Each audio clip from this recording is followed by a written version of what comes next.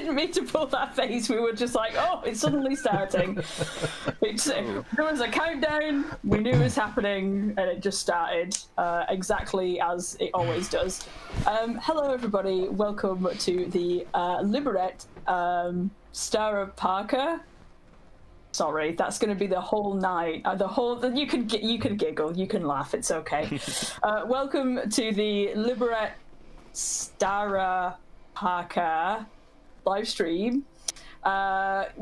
Joining us this evening. Oh well, first of all, here's Matt. Matt, our executive producer of Trades. I'm Harry. I am the community manager that works on TSW. And joining us this evening, we have a very special guest making their live stream debut, Dominik. Hello. Welcome, Dominik. Welcome, Dominik. Would you like to introduce yourself? Just have a little talk about what you did, what you're here for. I've just put you on the spot. I'm so sorry. It's your first live stream. Start talking. Oh yeah. So we've done the first check routes to the train sim world, so I hope the preview goes well, and I hope that people like it. A lot of work went into there. That much is really plainly clear, and hopefully everyone's going to see that as we go through this. It's an impressive route. It is absolutely fantastic. We've already had a lot of excitement today. We went through, we released coming soon article along with a date. Woo! 10th of March. That is a week's time, next Tuesday. So if you haven't seen the coming soon article, check that out. It's got a bunch of information in it and some gorgeous screenshots. I need to know who provided those screenshots because I only saw them last minute and they blew my mind. Some of them are absolutely beautiful. All of them are absolutely beautiful, but there was a couple that I was just like, oh, I would have this as a background.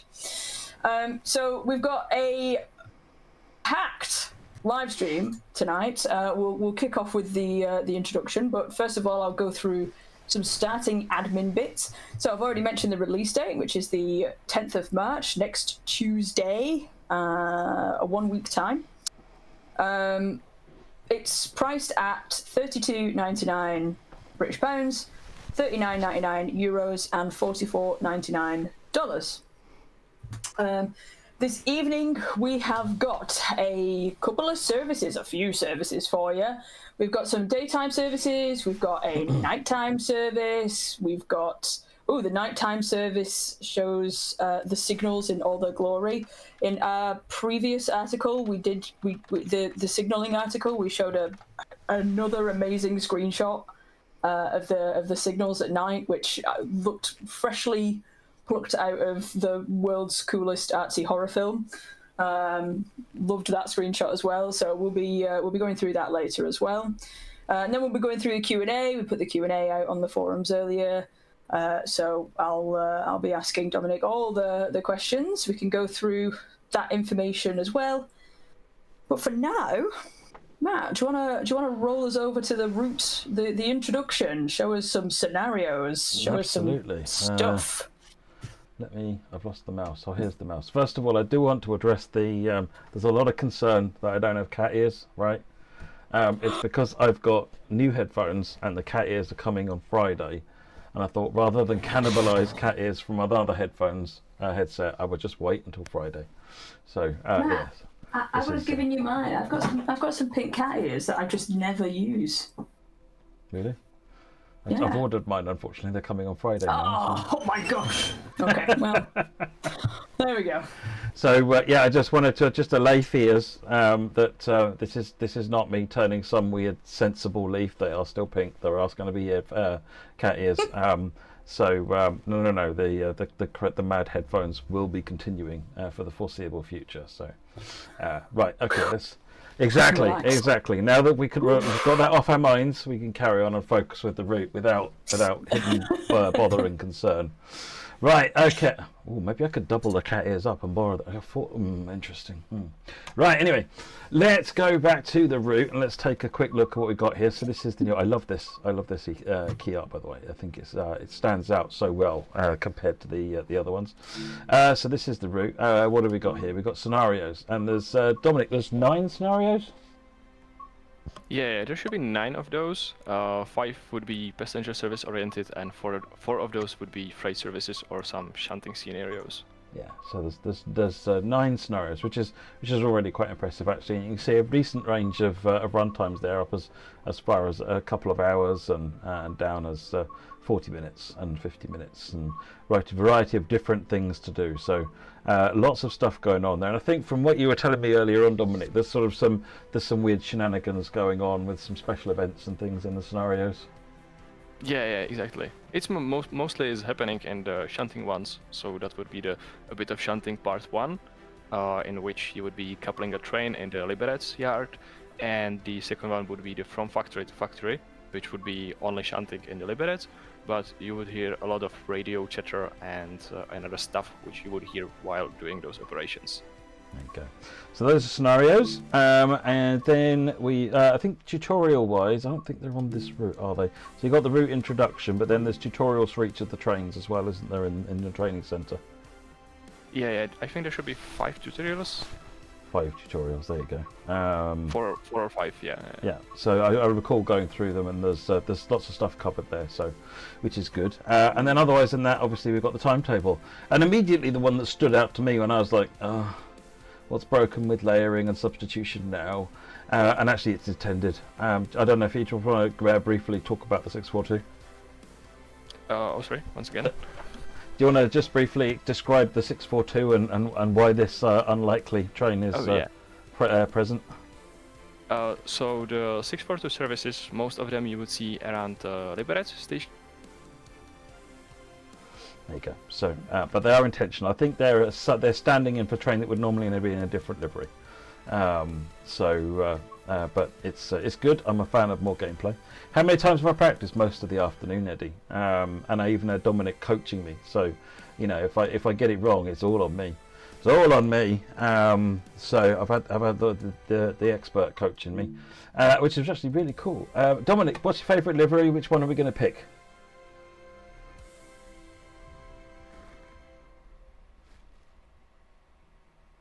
I think everything has died. Can you still hear me? Viewers, can you still hear me? Are we sending? Looks like we're sending data still, but Discord has done a wonder. Okay, I'm not sure what's going on there. Let me try disconnecting from that and reconnecting.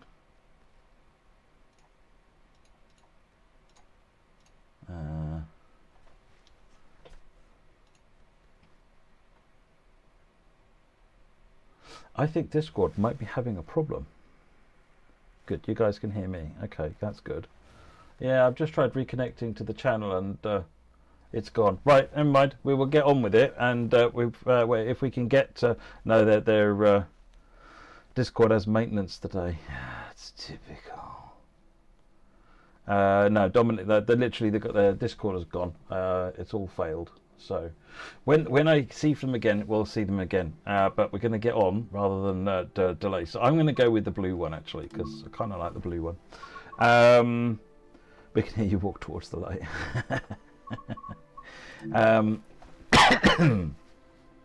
We set up another call. Okay, thank you, Harry. Because yeah, that one's clearly not working at all. Right, so we're going to do 54108. So let me just quick scroll down the services so you get a sort of feel for timings and so forth.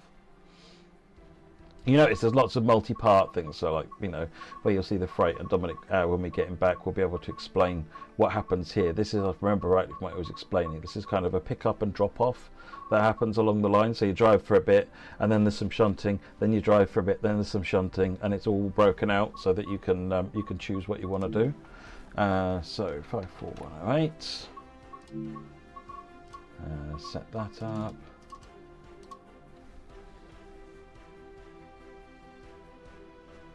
Yeah, I think Discord is having a one.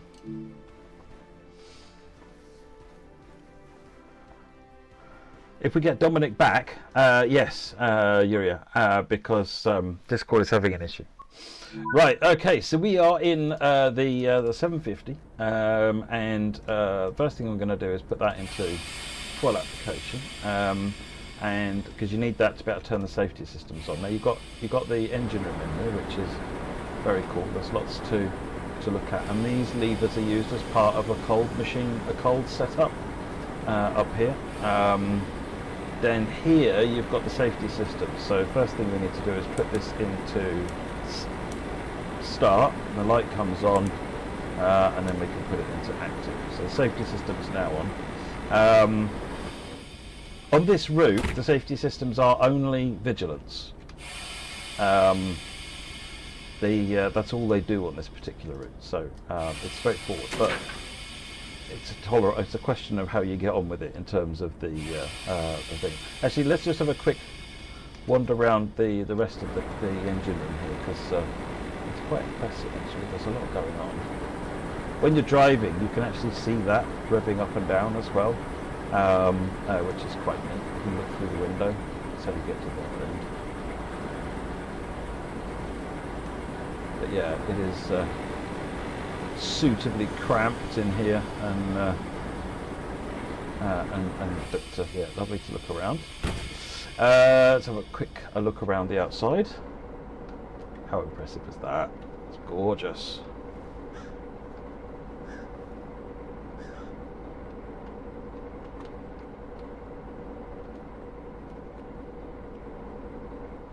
You've also, on the freight cars, you've also got the brake release valve, you've got your distributor cutout, distributor load valve, and the brake mode on all the different car wagons that are in there. Plus you've got your, presume the handbrake, yeah. So, and if you overcharge the brakes, which I definitely didn't do when we were playing about with it earlier on, then you will need to release them via dropping the distributor release valve, which is slightly different in how it looks, but it's always there somewhere on here. There it is on this one. You just pull it. Matt, Discord, check Discord, they're calling. Oh, are they?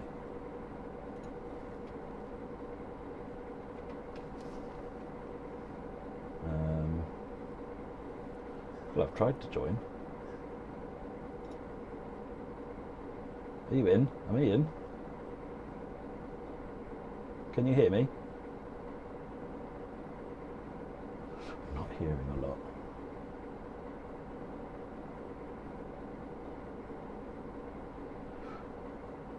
Yeah, I'm not convinced Discord is doing anything particularly useful at the moment.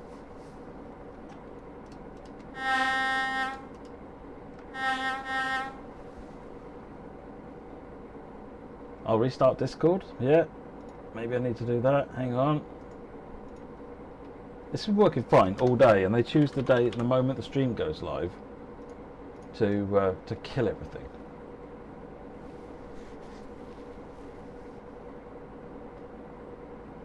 No, it literally failed everything. I couldn't see, hear, or anything on that one, Harry. Right. Let me try. Matt. Hey, we're back in. Hello. Right, let's just talk. Say something so I can prove audio is working. Yeah. Excellent. Well put. I think that was actually well put. Do you want us to try and rejoin the call so that you don't have to mess with the cameras? You don't need to mess with the cameras until the end anyway, so we'll worry about that later on. What I'll do is I'll share my screen on this so that you can see what we're doing, because, you know, for the inevitable time I break everything and Dominik has to go, you remember I explained what to do with this? You have to bear with me, I'm afraid. Right, you see the game? Can you hear the game? Yeah. Let's check. That was the first thing to go, by the way. I was going to say, I was like, oh, the stream's not working, and then everything broke. Yeah, I was sitting there talking. I was going to ask Dominik what colour train he wanted me to drive, but I went ahead and picked blue anyway, because Discord. So, right, I think we have everything back and we have everything working. So I've done that setup. I need to unlock the brakes. Let's go ahead. One thing you need to remember though, and I've done this several times, is don't put this, leave this in the quick release state. Same rule as within any train. You put it in the release, the quick release or anything like that, it's actually overcharging things. Leave it in this state, which is slightly above the minimum. There's also a radio, which is really cool, which you can switch on, and once it's done its power up, then we can see we're in.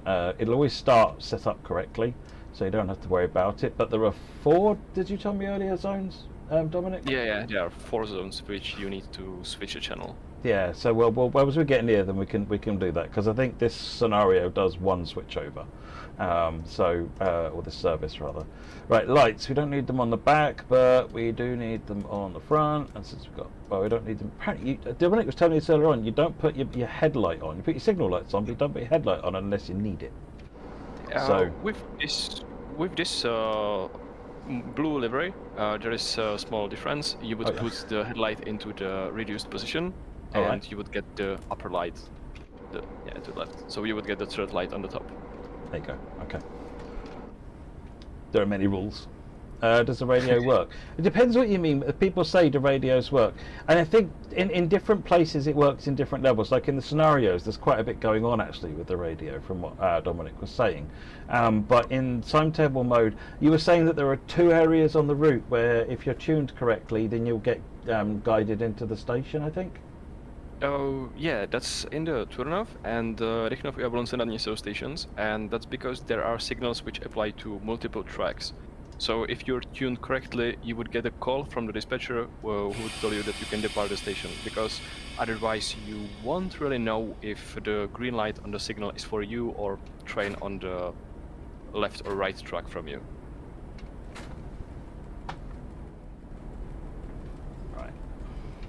What I will do, though, is I've just realised that from when Dominik and I were playing earlier on, I turned the game volume right down, so... And I'm going to leave the volume up a bit, so if you can't hear us, it's probably not as important. That is the vigilance system, which is going to be the bane of my life. This blue light is a key part of that. And you see it's gone out, that means I now have to press it. And anytime you tweak a control, it will come back on. But yeah, it's going to go off. How often did you say that go off, Dominik? I think it's something between 16 to 20 seconds. There you go. So quite a bit more often than the jumps. Yeah. So it goes off, then there's a bit of a timer, then the alarm starts sounding, and if we fail that, then bad stuff happens. There is an ammeter on this one as well, which is good to help you understand whether you're putting too much power in.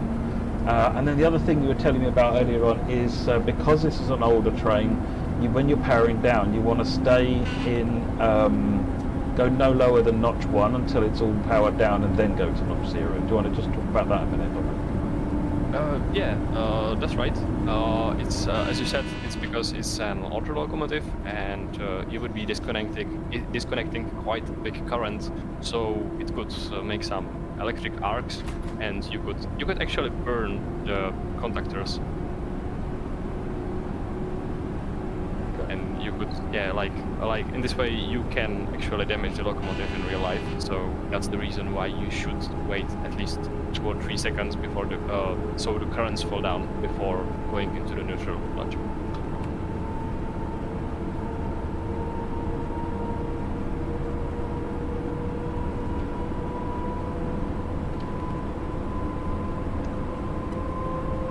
I don't know why, but somehow the light going out I find more visible than CIFA light going on. I don't know quite what it is, but...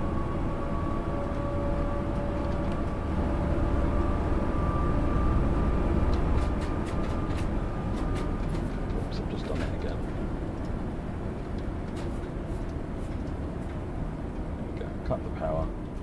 We're going up down a slight hill. We're doing 85 miles an hour, so a little bit on the brakes.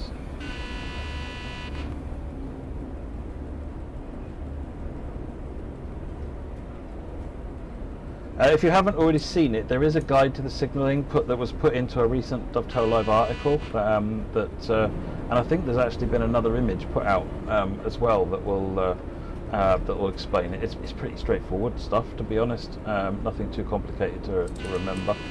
Okay, don't put it quick release too long. So yeah, nothing to worry about. It's fairly self-explanatory. I would say simpler than the German stuff, but it is speed signalling like German stuff. The signs pretty much say what you'd expect. So like I just passed a advance warning of a 50 kilometers an hour there. So kilometer per board there. This is gradient meter, is it?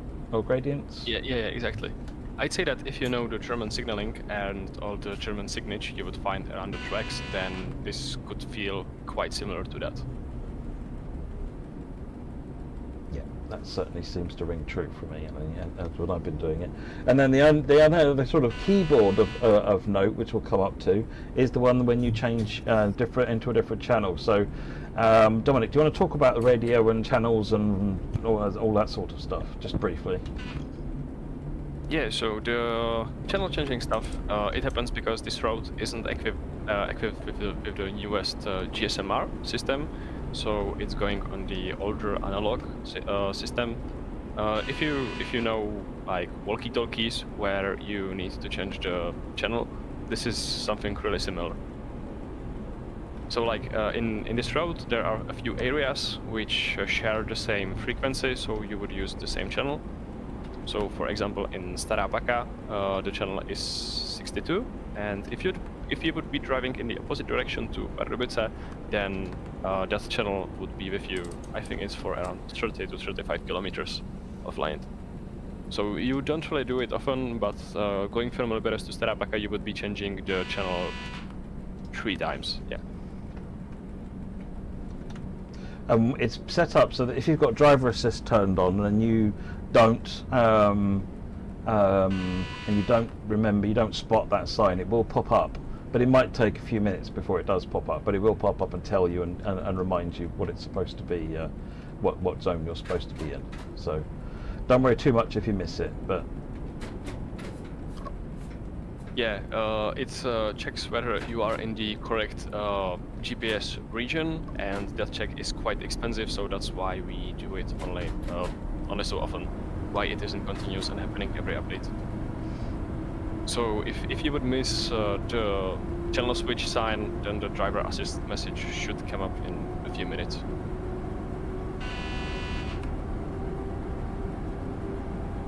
Yeah, so this right one, that's the sign which was used to switch channel 65. So we're now in channel 65, and to do that, I just click on this, click the arrow, and then do 65, and that's it. We're now 65. That's it. Yeah. The other thing is you were telling me that I think, well, in fact we saw it when we were looking earlier on. If you leave it and you don't, it actually will tell you no signal. Obviously a check on the radio as well. So it's another signal that you haven't remembered to change over. Yeah, but like the GPS zones, they are a bit extended, so like the no signal message, it could take some time before you could see that.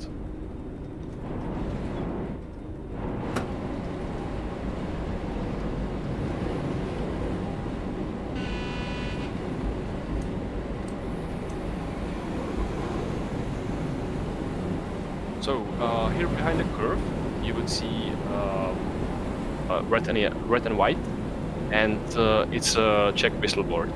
So it's telling you to use the whistle or the horn because there is a level crossing nearby. Yeah, here you can see it. Oh, here it is. Yeah, okay.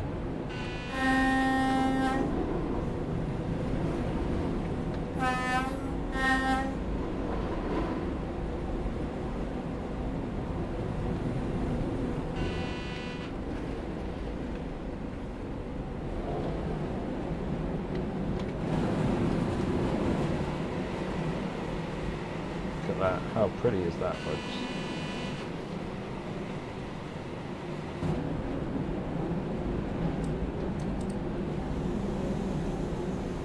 There have been a lot of compliments on the audio. A lot of compliments on the audio. It's great to hear. People love the horn. The horn is probably the most important part in any train. We've spent a lot of time recreating the sounds. We've also spent a lot of time recording the sounds. So they are recorded on the actual trains, which you see in the game. This class 750 locomotive, I think we recorded 4 or 5 different locomotives before we got the sounds right.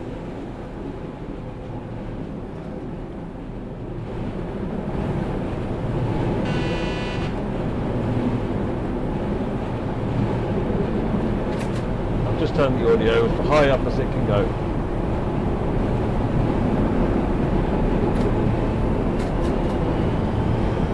Listen to that engine.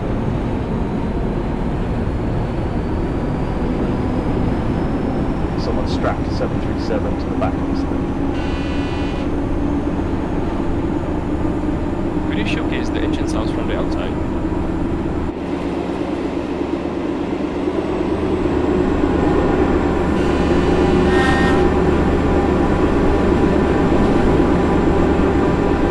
You can also hear cooling here. So if you would look at the back of the locomotive, you would see the vents. Hang on a minute, we'll turn the game down a bit, we can't hear you. I was going to say, can you actually hear? Say again, Dominik. Yeah, so if you would look at the back of the locomotive from the outside, you would see that there are the ventilators. They are on, and if you would look from the roof, like from the top view. From the window? No, not the window. The ventilators is on the right side of that. Oh, right. Yeah, and look at the roof. There would be like 4 spinning things inside, and that's the actual cooling. Yeah, here.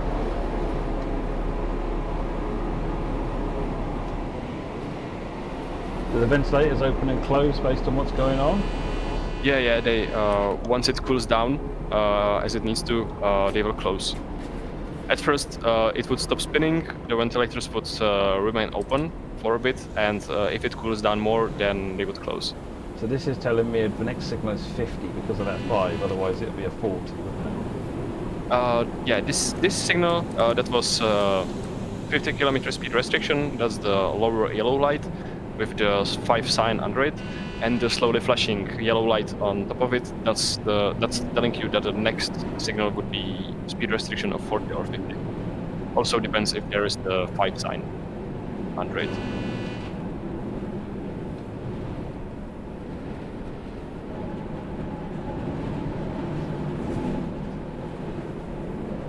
Going past the passenger train, which will be running shortly.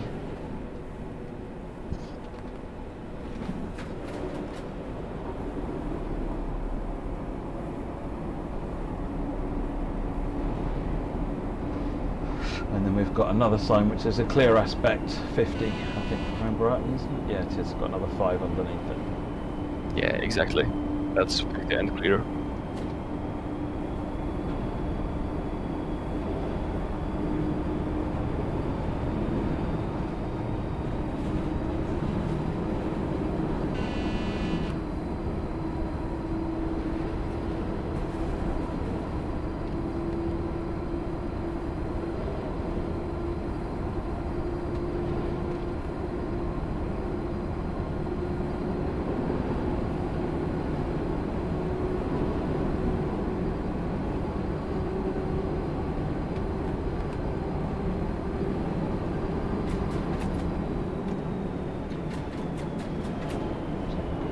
Faster, that's Beans time.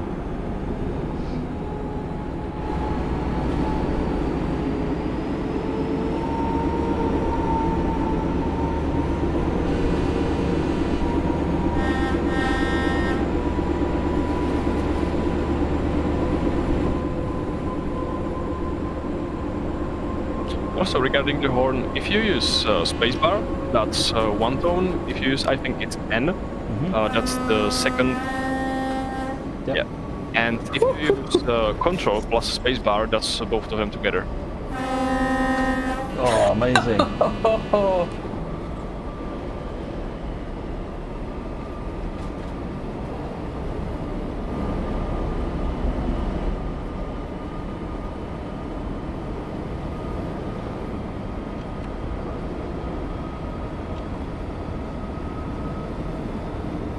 It's difficult to get outside shots, Riley, while I'm driving, just because of the safety system being a little bit more, shall we say, fussy.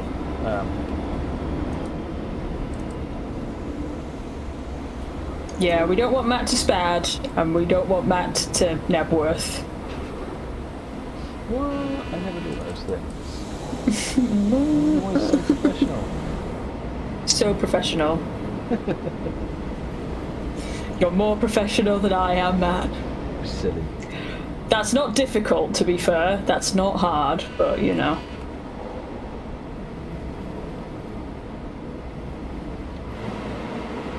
I won't hear it. You just have to see my pink headphones. We need to get Dominik.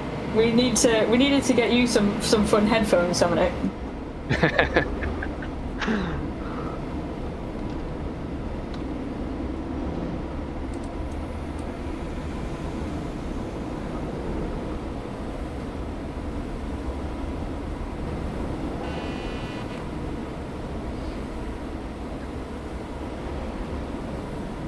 That is an interesting request we've had, Matt. What's that? But showing the route on a low or medium foliage quality for people whose PC isn't as powerful. I mean, maybe not today, but it'd probably be good to get some screenshots, maybe a video of it out. Yeah, maybe. I might be able to. Well, we need have a little gander. also a reasonable request is I'll remind me afterwards. I'll ask QA to just let us know how it's performed. Is this even a worry? I mean, the foliage is efficient, it shouldn't matter. So Yeah. rather than look at what it's like on the lower settings, I'll go and find out what it's like on the lower end machines. See if there's actually something there to look at. Straight from the horse's mouth. Don't tell QA I said that. Don't tell QA I called them horses. Is brake control linear? Are there ZOJ positions? Says Zermic. Sorry? Zermic says, is the brake control linear or are there ZOJ etc. positions? Yeah, it behaves linearly. So, like, the more you move the handle, the more it brakes. But The ZOJ sounds like the other train, doesn't it? The 803. It's got a different kind of brake control, where it lowers the brake pipe pressure all the time you hold the lever in the position. But here you pull the lever and it will drop the pressure to set value. So I think at the end of the range it should be around 3 bar in the brake pipe.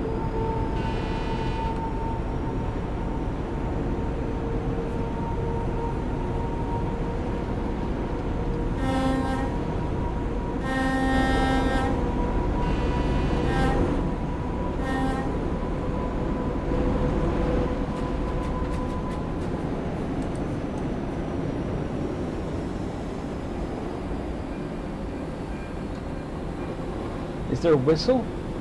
People are asking about a whistle. Yeah, it is. It's with the B button. Oh, that's fine. Hey! All proper trains have a whistle. I'm gonna add, that was added to my Q&A section, so I can just answer that right now. I can write that up. The class 843 also have whistle. Like majority of Czech trains have whistle and horn. It's pretty standard because you can't use a horn inside a depot. You've got to use a whistle. Yeah, exactly. It's to use when you need someone to hear you, but you don't want to be too loud. You would also use the whistle like in the nighttime instead of the horn, so you won't wake up everybody near you.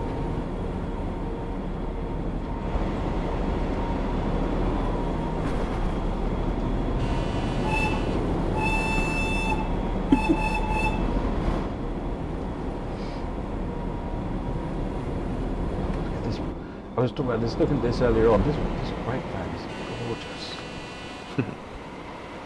And yeah, you can open the door and get inside. Just absolutely love that.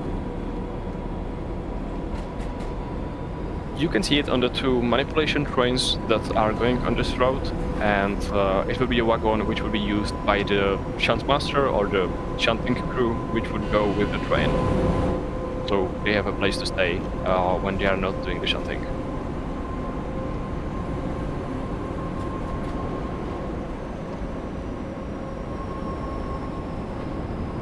On keyboard and mouse, I think that was B to press the whistle. Was that right, Dominik? Yeah. Yeah, that was B. B. Do you know what it is on a controller? I was going to say that. You gotta let me. Sure. Okay. I think it should be in the menu somewhere, where you have the keybinds. Okay. Well, you've I'll be got able two to set buttons. it. Normally you've got the high and the low horn, but I don't. The B button is normally not something you can access on the controller. So I wonder whether or not you made it the alternate horn for the whistle. I think it should be the same mapping that the US locos use for the bell. Ah, they don't have that. Oh, okay. It's No whistle on the console, then I'm afraid. Not without plugging the keyboard in. or using an Elite controller because they've got the back Or pedals. Elite controller, yeah. Well, you can always click it on the driver's desk. Where is that? On the right side, the red button near the local brake. Oh, look at that! Oh, I'm in love with the lighting of those gauges. That's awesome. And it's even lighting up the back of the steering wheel as well.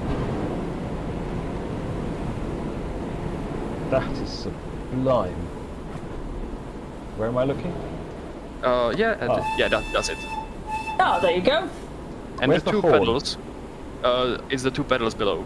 The left one, that's send, and yeah, and the pedals are the horns.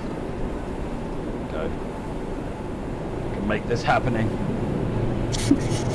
Make this happen. What I've got to do now is take the brakes off while I put the power on.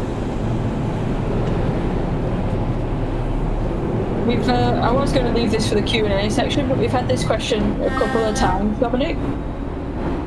Is there a suspension been implemented on these two? Oh yeah, the suspension is there. Okay. Nice. It isn't implemented on the freight wagons. We didn't see any reason to do that there because that's quite an expensive feature. Yeah. But we've done it on the Class 150 and the Class 843 plus the 8-wagon. Amazing. That's filled in for the Q&A section anyway.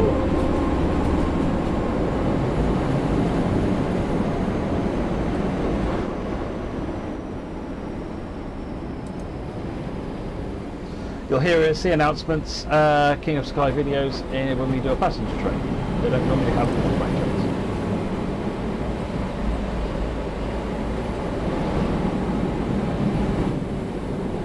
We don't really have the station announcements, which you would hear on the outside of the train, but we've included the passenger announcements which you hear inside the train. At first we didn't want to include them also because we weren't really sure that the generated sound like really similar to Czech language. But in the end we managed to get something at least usable, which doesn't sound so horrible. So at least you would get the inside of train announcement. That's good.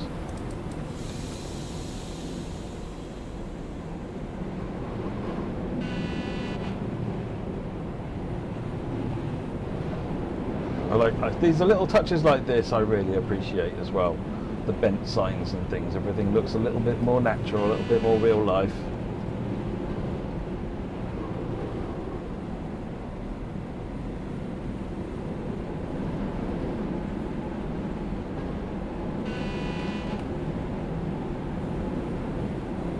Simulator Drivers commented on new tree assets. Have new tree assets been added for this then? Yeah, most of the foliage you see here is completely new. Snacky. We've upgraded it for this road. We really didn't find out the current foliage you can find on most of the UK and German roads to have like the Central European look. So we've decided to try to create our own assets, and like I think then we went with it because we kind of decided that it looks quite well. They look lovely. We had a comment on it, and I saw somebody say earlier how amazing the foliage is looking for it. It really is beautiful. Looks really, really, really well done.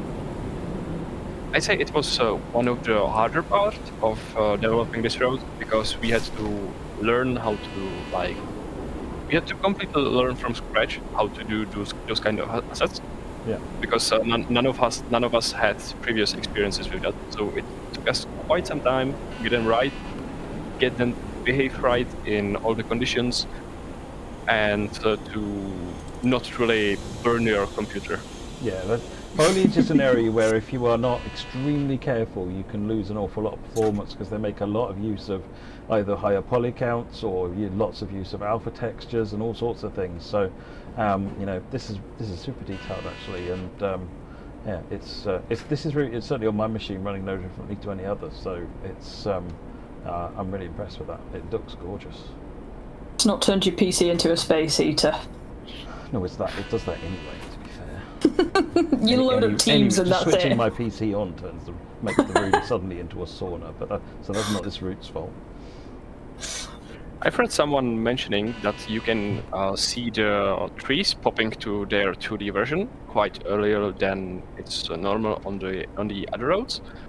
I'd say that the trees do it quite near to the camera, but we've done it because there is just too much of foliage, and we didn't really want to go the way that we would optimize the road by removing a lot of things there.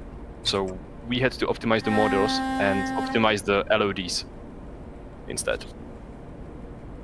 So that's the reason why sometimes you can see trees popping to their... actually, you shouldn't really see them, but sometimes it's noticeable if you look at them closely. But so the nods seem to be very similar shapes, which means that it's a lot less obvious. Yeah, we tried to do that, but it was like really a lot of work to get it right. It's very subtle. Oh.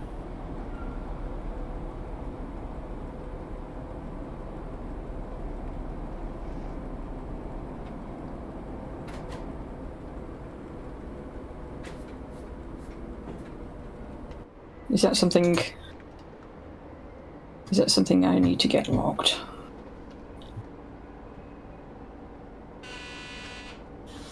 Got it. Canvas is on it.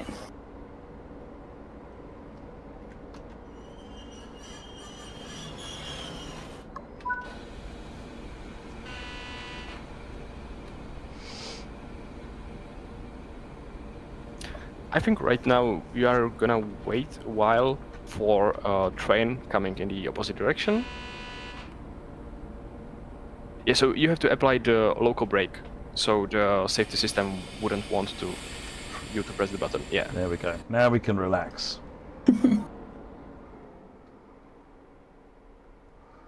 So here you can see the... If you look on the right, you can see the 3 wagons with coal that were left there. Oh, no, on the left side of the station. Yeah, those one.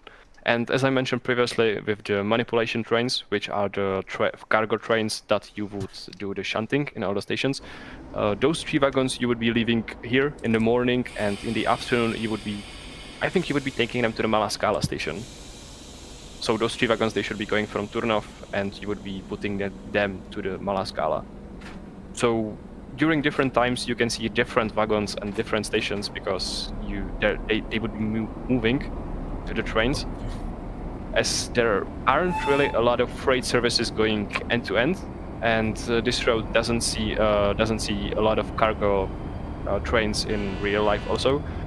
So we've included the manipulation trains, which I think could be quite interesting, because I'm not really sure there were any cargo services like that previously in the TSW.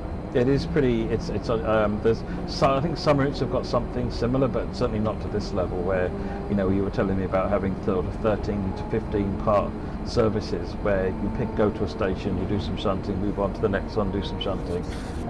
You can either do it all in one go or pick a little bit, start from a little way on. It's really clever how it's done. Remember that when you finish one of the part, you start at the beginning, and do the first part. If you just return to free roam, then you can carry on and keep doing the next one.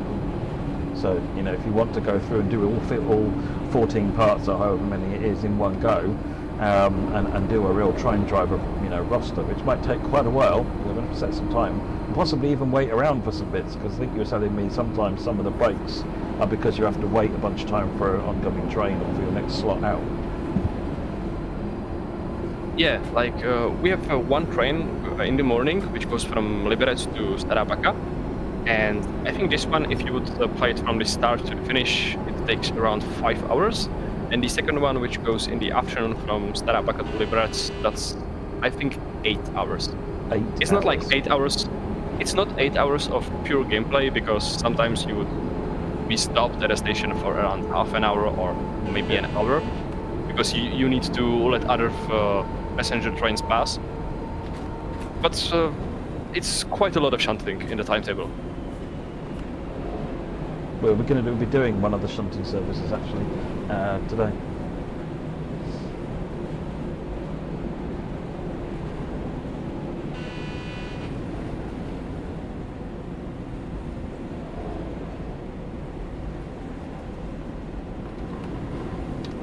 Loco brakes off. Denga, I turn the loco brake off immediately. Liam, it's Q for the vigilance, same as usual. Well, it's for the safety system, it's Q, but on this route it is only really vigilance.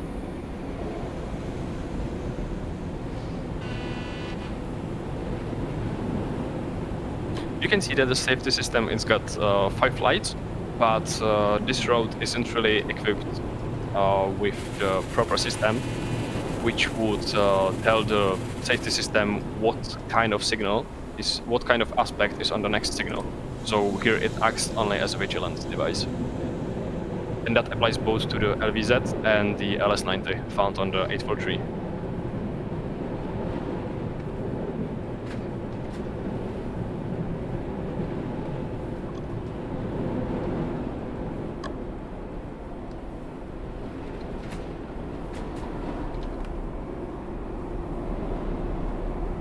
If you would put the safety system frequency switch to the 50 Hz,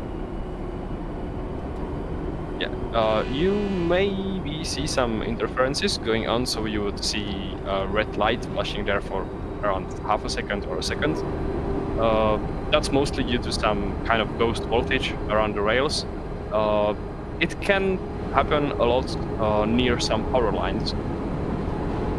It depends, it doesn't happen automatically, it doesn't happen all the time, but when you are near some power lines, you get a bigger probability to see those, because the code transmission, it works by modulating voltage between the rails, and the power lines, they also got 50 Hz. So that's the reason the checked safety systems use also the 75 Hz frequency, because on the 75 Hz you won't get the interferences from power lines.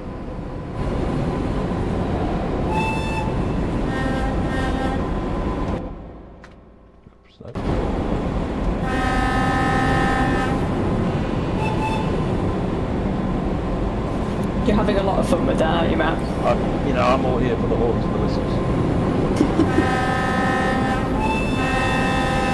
Because someone wanted all of them played at once, we do that.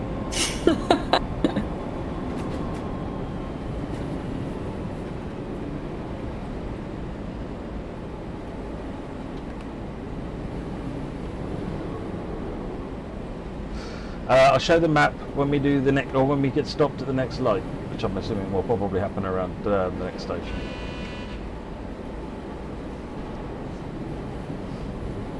They're just trying to distract you, Matt. They're trying to distract you. They're absolutely trying to distract me.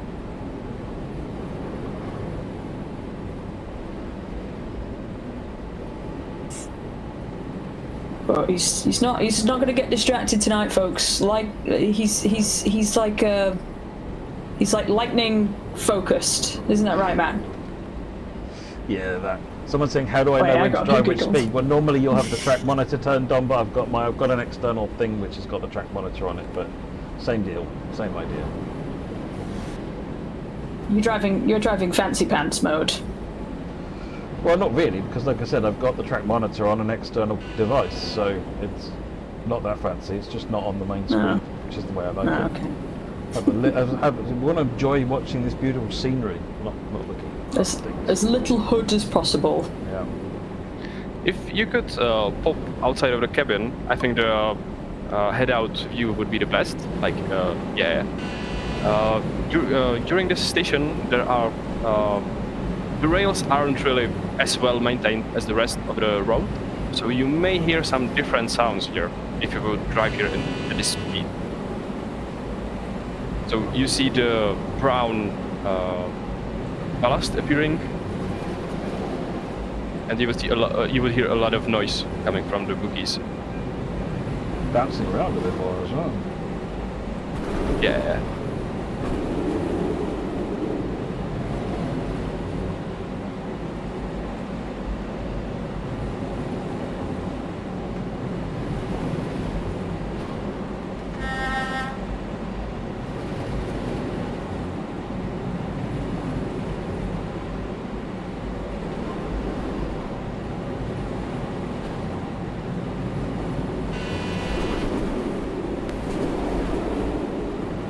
We've got another question for you here, Dominik. I'm really sorry again about the pronunciation. Are the wagons for the 843 similar to the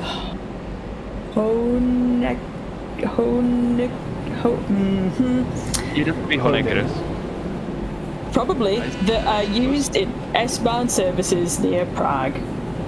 Yeah, that would be Honecker. Honecker. That it's spelled like that. Yeah, I wouldn't really say so. The Honeckers, I think they were based on some German wagons, I suppose, not really sure. But those one which you see behind the Class 843, they were specifically made for the Class 843.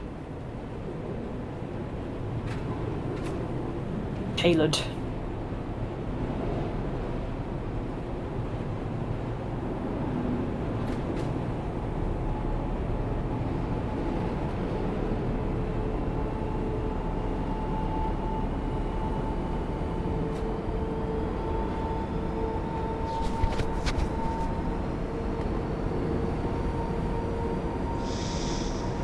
We've got more whistle requests as well, Matt.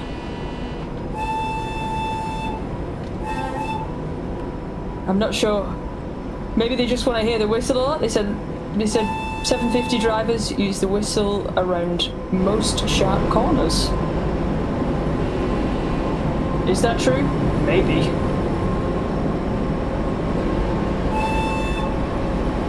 And Tobias, I like that question, and that question is already in the Q&A section, so I'm going to leave that one for the Q&A section, because I like that one. Well, I like all the questions, but you know, that one's... I always like the questions about time and love. So you've got time to think about it, Dominik, for the Q&A section. Is okay. You know, how much time did it take? What's the best bit of working on it? You've got time. You don't have to answer that right now. That's for the Q&A section. But you can have a little think. Get the gears working. Matt, could you also use the head-out camera behind this curve when you would be powering up the engine?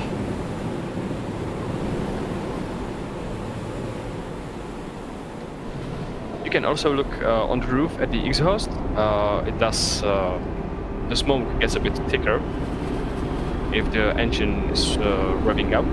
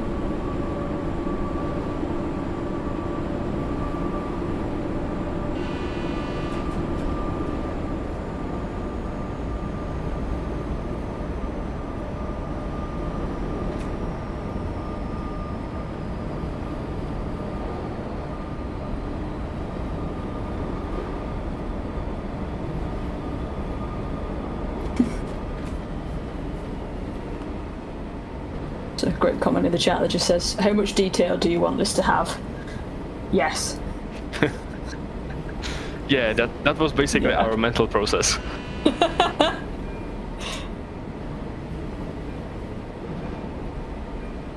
Yeah, so here you saw another channel change sign with channel 61. Oh, I missed that. That's for the Turnov station.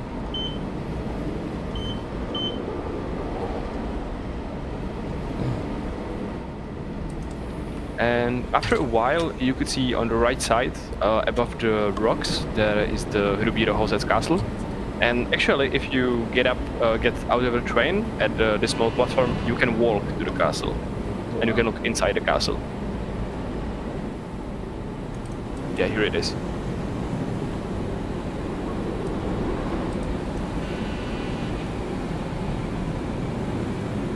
You can look inside this. Yeah. Or you can hop stop. You could go. Could you go into photo mode and have a look? Did you fly it so you don't have to start? Just stop first.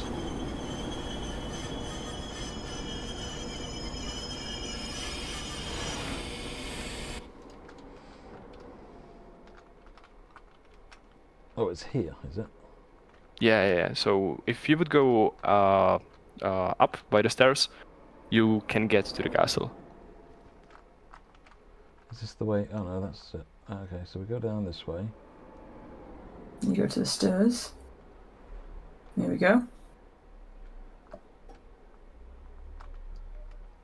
Wow.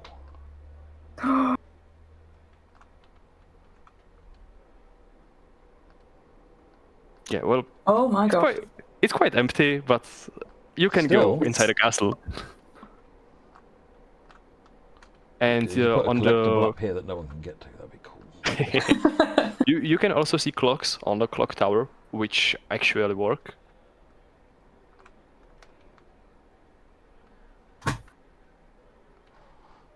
Seriously. Is that the actual time as well? Yep. Oh my goodness.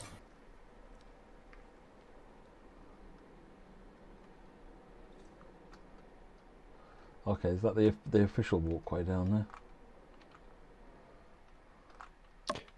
Oh wow. The official one would be to the opposite side, to the Dolanki station. Yeah, this way.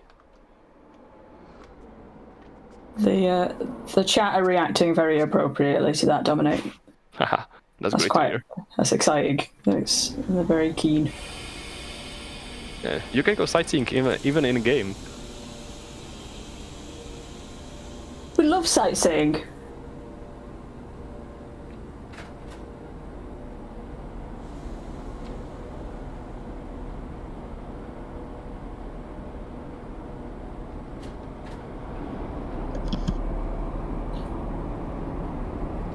Look at you, Matt, a pro.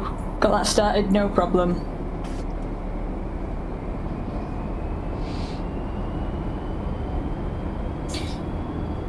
Just a reminder as well, this is out next Tuesday. That is the 10th of March 2026. As people are very excited and saying, we want it now. But you've got 7 days.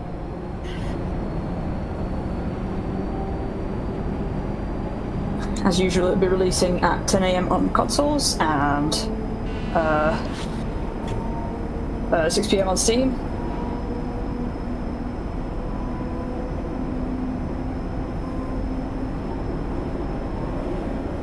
Haven't seen the 843 yet, folks. I don't know if it's even better, but it's definitely as good. We're only halfway through. So one small technical detail, if you look at the flashing yellow light here on the pre-signal, we've actually included multiple safety systems in the stations, and depending on that you would see different ways the light can flash. So if you would have somewhere like signals which would utilize the LED lights, then it would light up immediately and also be extinguished immediately.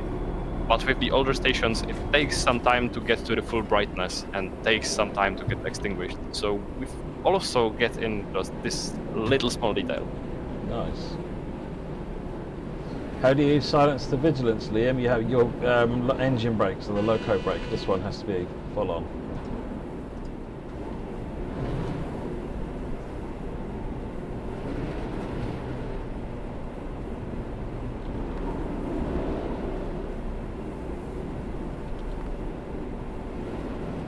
What's a double yellow then, Dominik? That's speed of 40 and caution, so the next signal would be stop. Right. So the yellow light on the bottom part, it tells you that there is a speed restriction. If there isn't anything else, then it's 40. If there would be a 5 sign, that's 50. And the upper light, that's basically a pre-signal, so that's telling you what's on the next signal. So if there is a yellow light on the upper part, it means that the next signal is stop.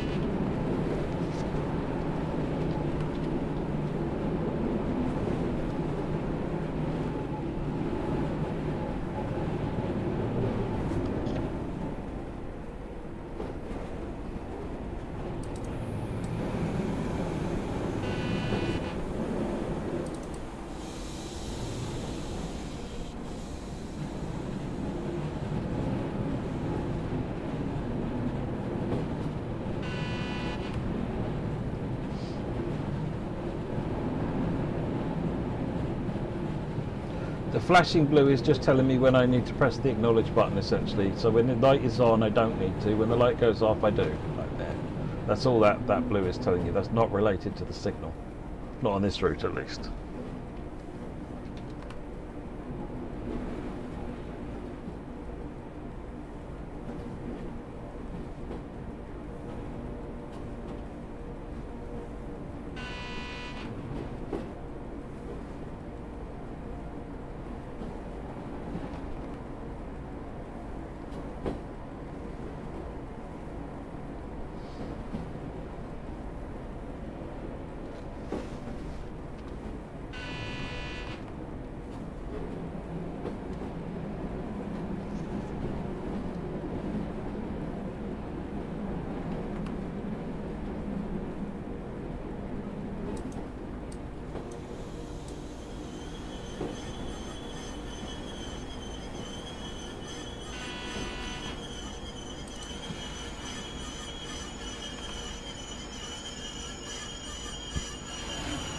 Try and show this later on as well, but there's oh darn it, I finished. Let me go back to here.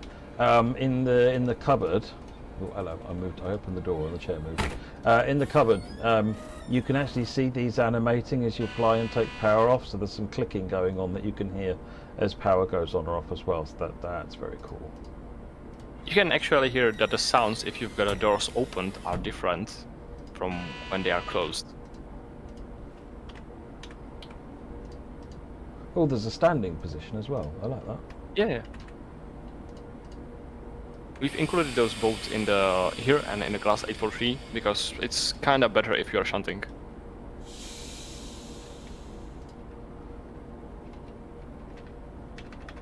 It won't let me sit back down. Yeah, I think right now the train would be going somewhere else with where the AI takes it. But it hasn't finished. Oh, of course, I finished the service, didn't I? I'm a donkey. Yeah. Right. Okay. Let's do the next one then. We're looking at the 843 now. We are doing 5432, and we're going to do. So you do the other thing with the 843. There's two different light clusters, isn't there? We're going to do the LED light cluster, but there's incandescence as well, isn't there? Yeah, it's got the classic lights and the LED lights. If you would do the LED lights, do the red one with the LED. That one. Yeah, that one. Right. So we got in the correct numbers of those trains which have the LED lights. The red ones, it's only 2 of them, and one of those got a number. It's got a name on the front of the train. And it's based on the number. So if it's number 11, I'm not really sure if you would look from the outside. Yeah, so that's the number 10. If it would be the other one, you would see name on the under the left light. So we need to start off by acknowledging this, which was 7 and then 0. So we've got this is our. Oh, that's not quite right, is it? Because it's missing the coach. No. You at first you need to activate a cap with the key in front of the display. All right, fair enough. Turn it on. Oh, there you go. There's, I guess, the issue. Yeah. So that says that it loaded the train on the UIC cable. So now it sees the coach behind it, and by entering the flag screen on the number 7, you acknowledge it and get rid of the failure. Yeah, that's good. Right, we got that, and then down here is the LZV. Again, wait for it to go on, and then put it on. We've got mirrors, mirror heating, all important. So we've got some settings on there. Emergency brake lever, I find that quite useful. Vigilance button, brake cutout, need to cut the brakes in. Brake quick release and overcharge. Cab light, wipers, headlights, put them on reduced. Signal lights, put them on all white. So that gives us our nice LED shiny headlights on the front. I really like this train.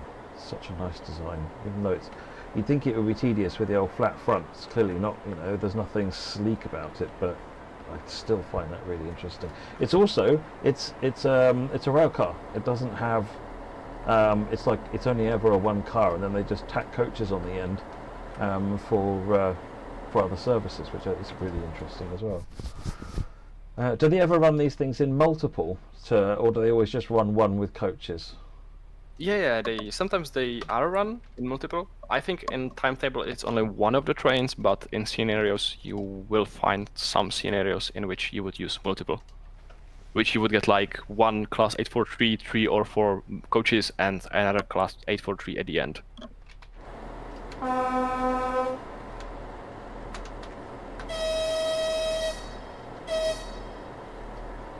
That whistle is sublime.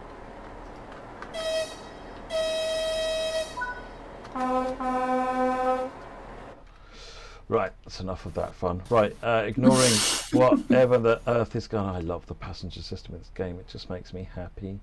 Right, so now that we have got the doors closing, this is your direct brake. And again, to get a brake from the vigilance system, you need to have that on full apply. This, just like this, these are, think of them as like manual lap. They're like, if you're familiar with driving the BR612, in that it's kind of like in the J position, sorry, the one beyond the J position that I can't see, you get like increased power, and then BE gives you increased brake electric. You double bounce your key to get into brake pneumatic, so that's how you use that. We'll get on with that in a minute. Likewise, you've got your controls here, so I'm going to put that into released because we don't need that to be on anymore, so we'll start getting annoyed. This is the blue light that we've seen. This is the equivalent blue light for the vigilance system over here. When that goes out, then it's time to press the Q key. Have I forgotten anything before we get going, Dominic? You forgot the reverser. Now is the in. I was going to do the reverser. That's fine. Right. Is there anything else? Are we good now? Yeah, we're good. Excellent. Right, so it also has a holding brake, so the brake won't come off even though you put it in release until you actually put some power on when you're below a certain speed. So you'll see as I put power on this left thing, as I apply power, you can see this going up. If I drop it back to the V position, it will neutralize the power. Put it J, and then I can put more power on. So once you get the hang of it, it's quite straightforward. There you go. There's the vigilance system, being lovely. And again, let's get some of that open.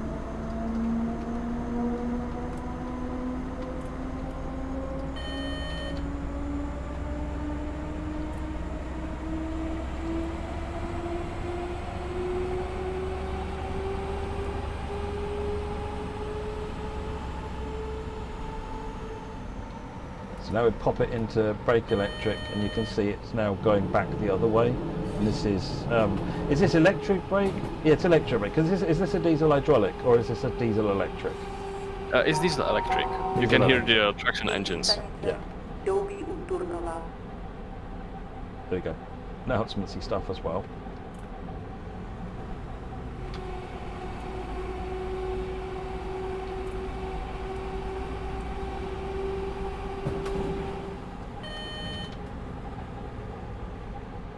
And this one, I think, when it comes to the vigilance, you were telling me that the 750 resets it for any movement of controls, but this one doesn't? This one doesn't, yeah, that's right. Not really sure why the Czech constructors went this way, but this one doesn't reset with the controls. I'm not really sure if it shouldn't reset if you press horn or a whistle button, but right now it doesn't do that.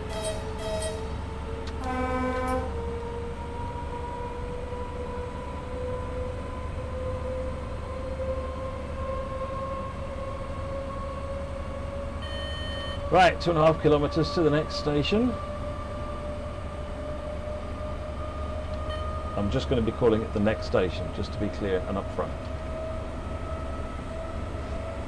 What do you mean by suspension? Can you not see it rocking around? I think if you would look from the outside, you can see the bogies moving, and like all of the pistons and springs, we got those animated. It's like quite subtle movements, but you can see it. You can see it. Yeah.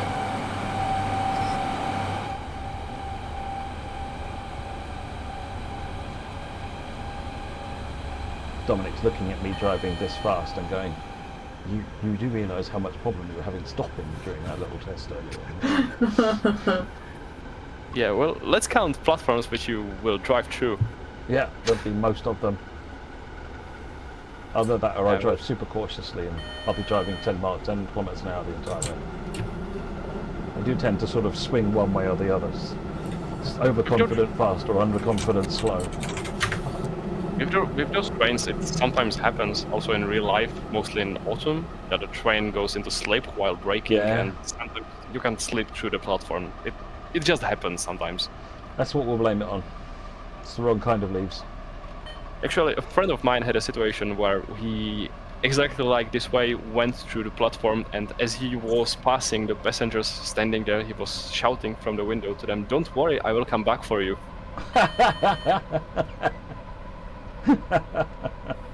That's funny.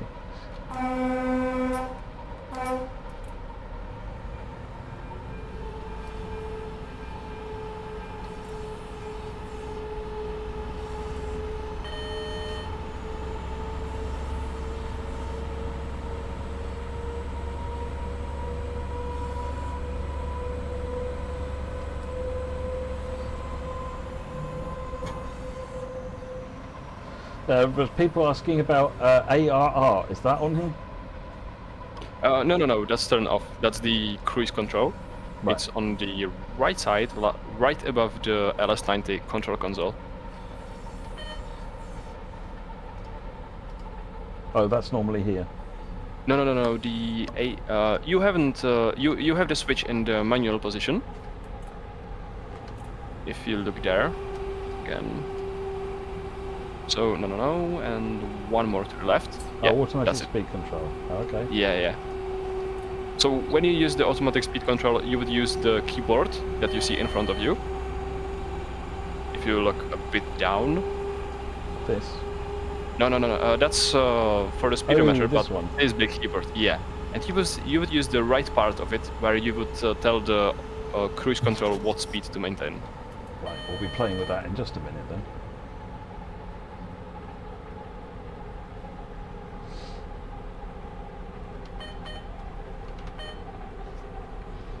Yeah, I'm going to come in nice and slow to all the stations. This is what I've decided to do.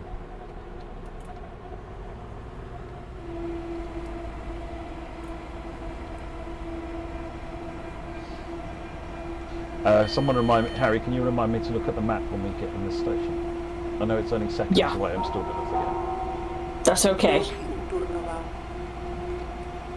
Turnova? Turnova. Turnova. Don't laugh.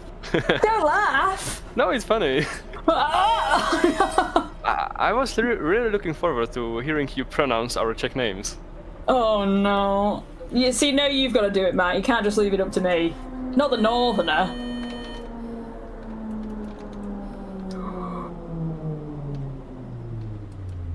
Yeah, that's not bad. You know, that's stop. That's solid. That's a solid stop. Right, so we pop this Map. into automatic. Oh, winter makes it more conservative, I guess. And now, No, how do I just- do? Yeah, so now if you would look on the right side of the keyboard, there is 90.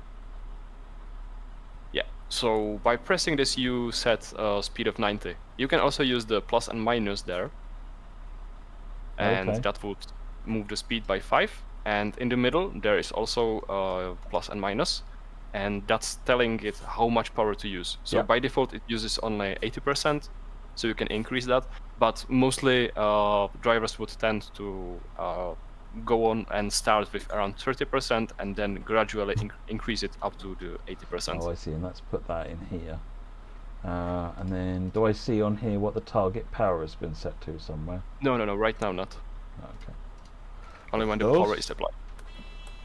Matt. The map. The Oh, map, now- Matt. See, I told you I was going to forget. Right, so this is Stará Paka. Yeah. There we go. There we go. Let's get some names. Let's get some names out, Matt. I'm just going to apologise to anyone who I completely offend by saying I tell you what. You one try, then I'll mispronunciation away try. from something terrible. You right. try, then I'll try, then Dominik will correct us. How about that? Okay, here we go. Kostelov Kolet. How's that? Kostelov Polek?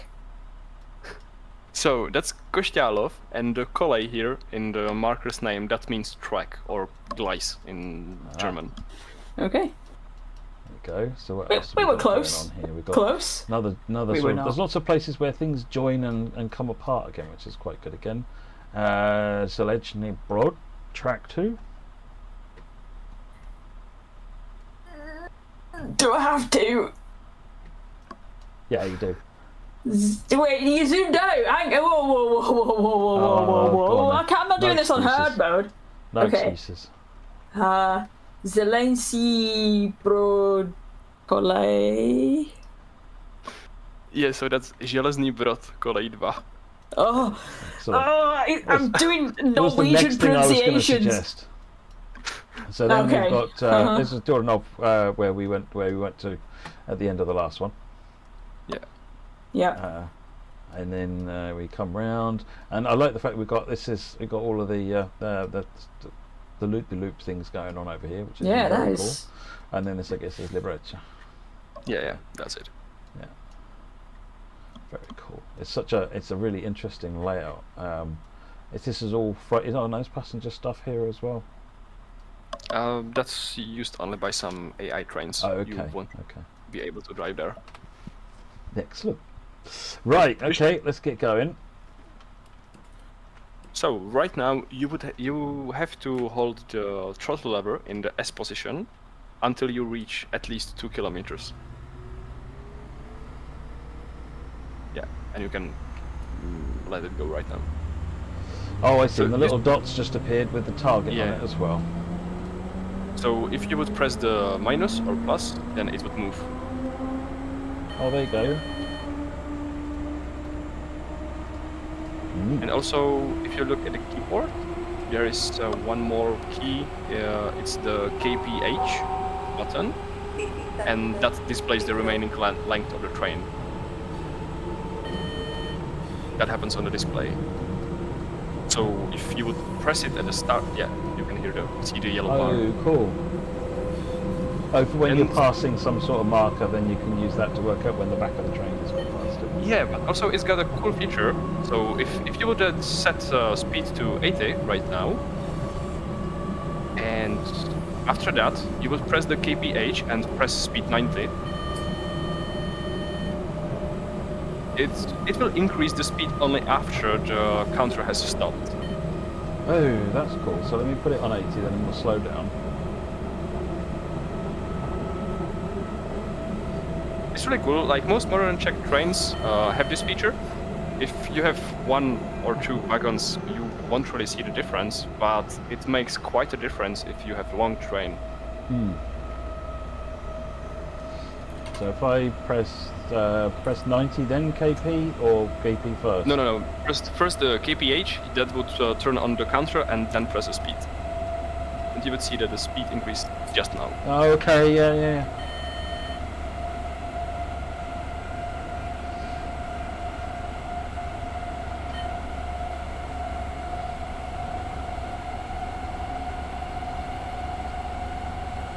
So is this Sukrov? Sikhrov. Sikrov. Yeah. And here would be the last channel change sign in front of the tunnel.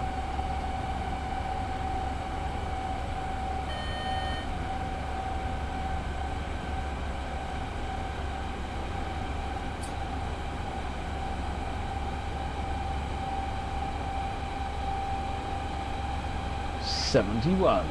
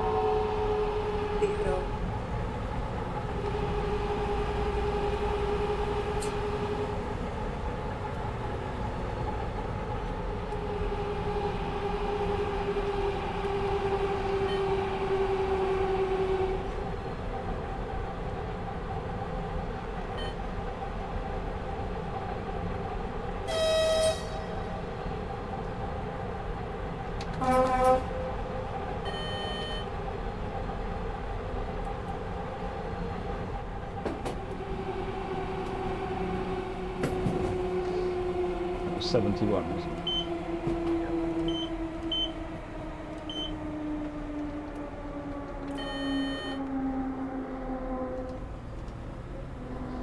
How do you turn this off so it doesn't do it?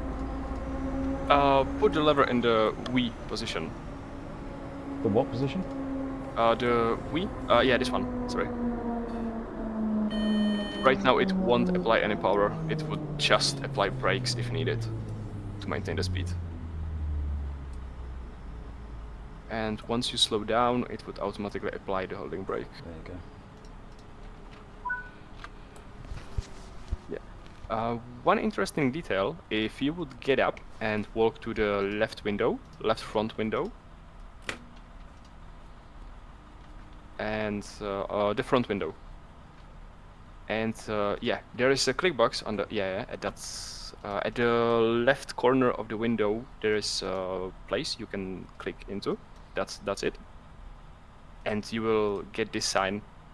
It's a sign a friend of mine made when he was driving those trains. It says Depot Pardubice, and yeah, that's just a cool little detail.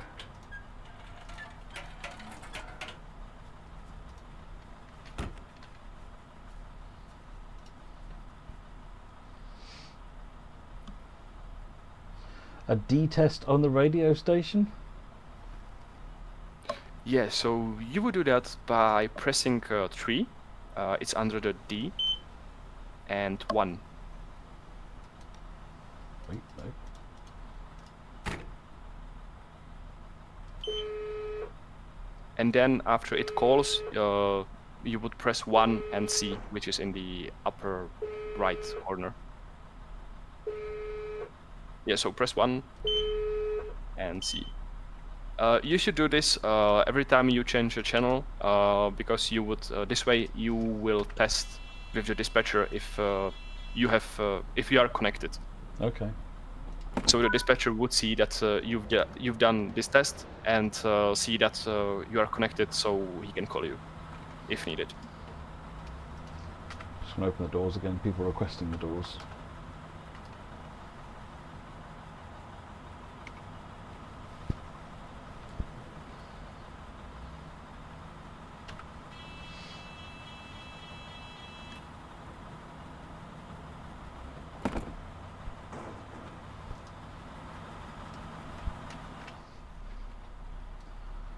Right.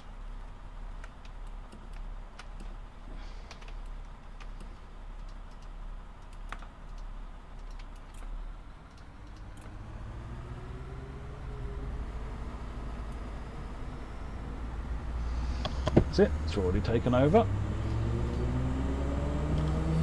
Back to 80. With the plus and minus, you can set a speed with Right, true. up to 5 kilometers. Yeah, so you can set 85 this way.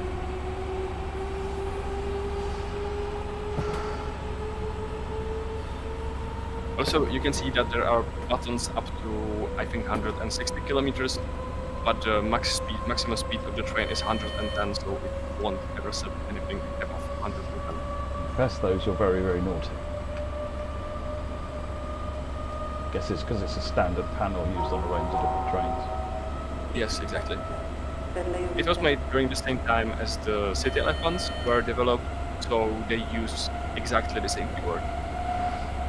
Which those are electric multiple units which are used on the S-Bahn light roads around Prague. And so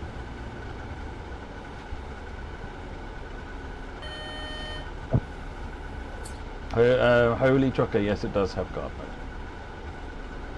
Obviously not the freight train, but the passenger.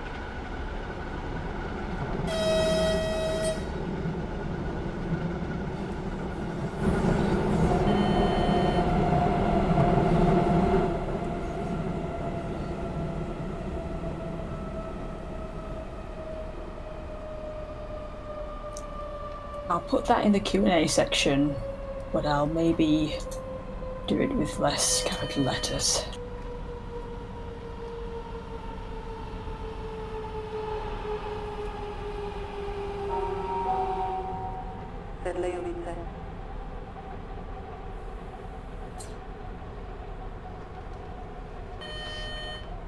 They've been back for a while, Alex.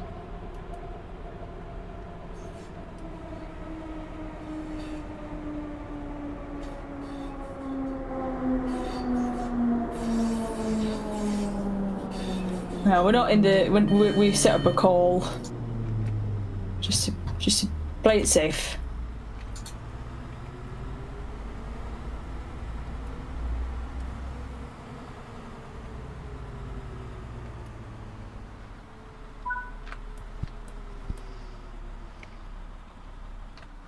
I might start the Q&A during our next service.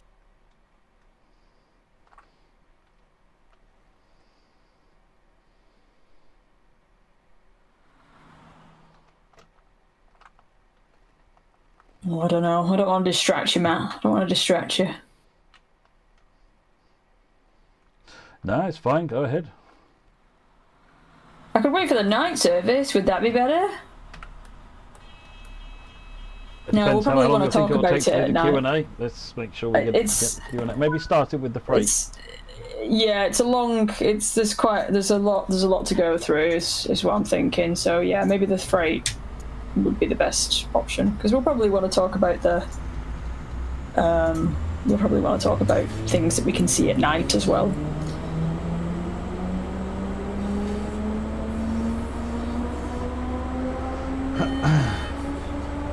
.4 kilometres or 3.3 kilometres next station, going up to 100 kilometres an hour. funny thing is, if you would be driving from Liberec and you would have this marker in Stará Paka, it would show around 35 or 37 kilometers, I think. But because the road has a lot of curves and stuff like that, the length which you need to drive is around 80 kilometers. But like the air distance between Liberec and Stará Paka, that's around 35 kilometers.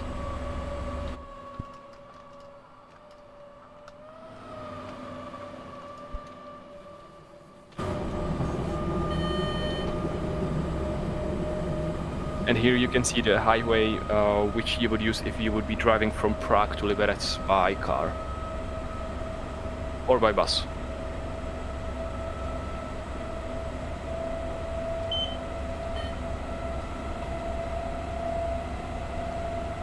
Dark mode is so much nicer.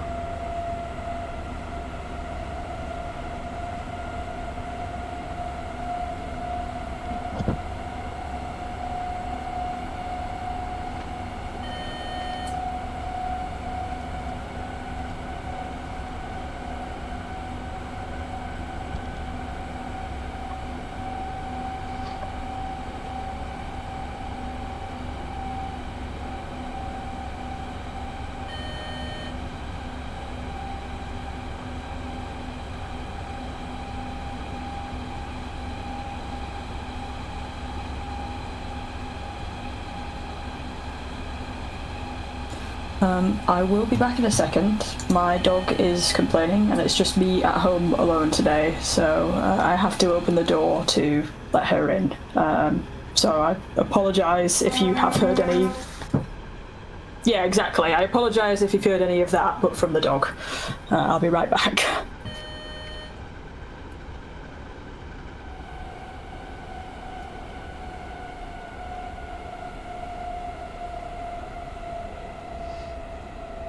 Please pronounce the next stop. Come on, seriously.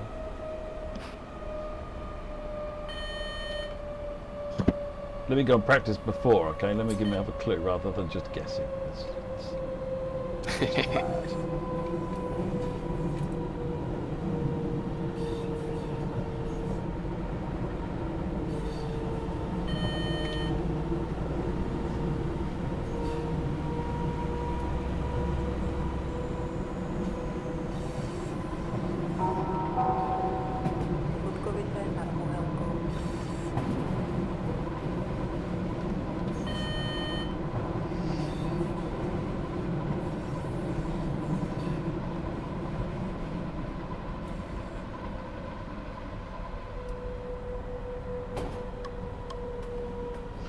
AB374 saying you can switch safety systems off. Yeah, I've specifically turned them on, so yeah, for anybody who's thinking, wow, that beeping is annoying, you don't have to have it on.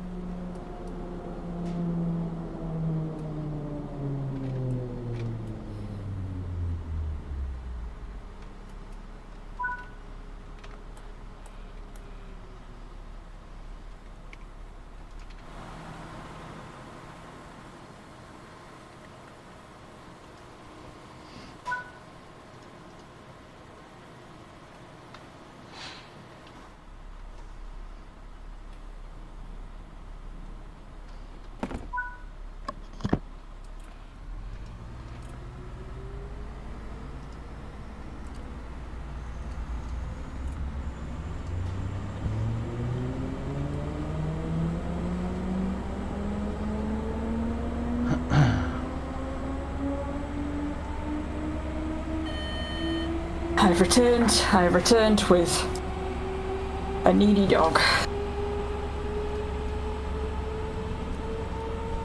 A whiny, needy little lady.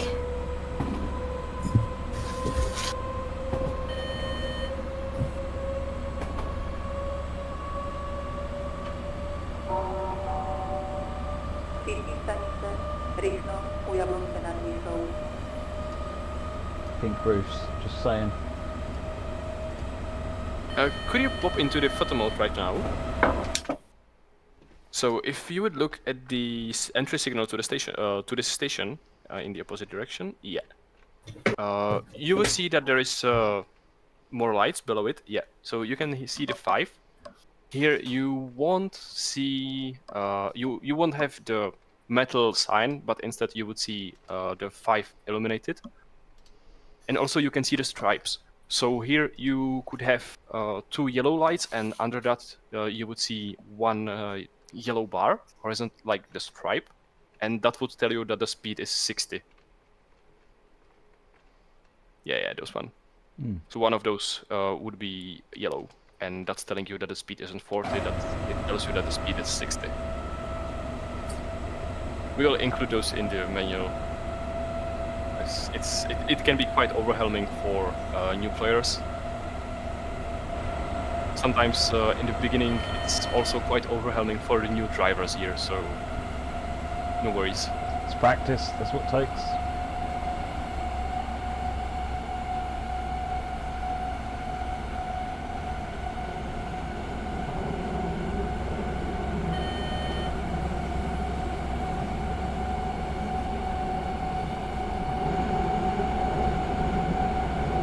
I don't think running the guard mode on the stream tonight, no, Eben.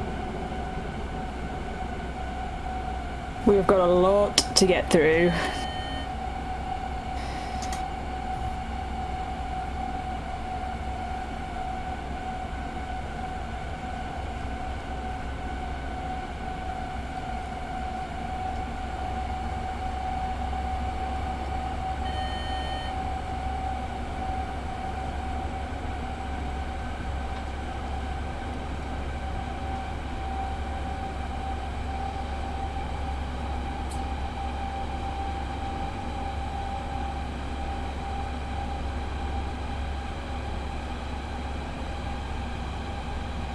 I now have a different problem. My dog is now playing with a squeaky toy. This microphone is very good at not picking things up, but I will occasionally. So okay, good. She needed to whinge at the door for me to open the door for her to see that I'm not dead, and then she's now wandered off and is sat on her special step at the top of the stairs, which is angled, so it's a wider step. So she's now sat on that playing with a toy. So I apologise at any point if you hear it, but this microphone is spot on. But I will still occasionally just tap to mute it because I'm paranoid.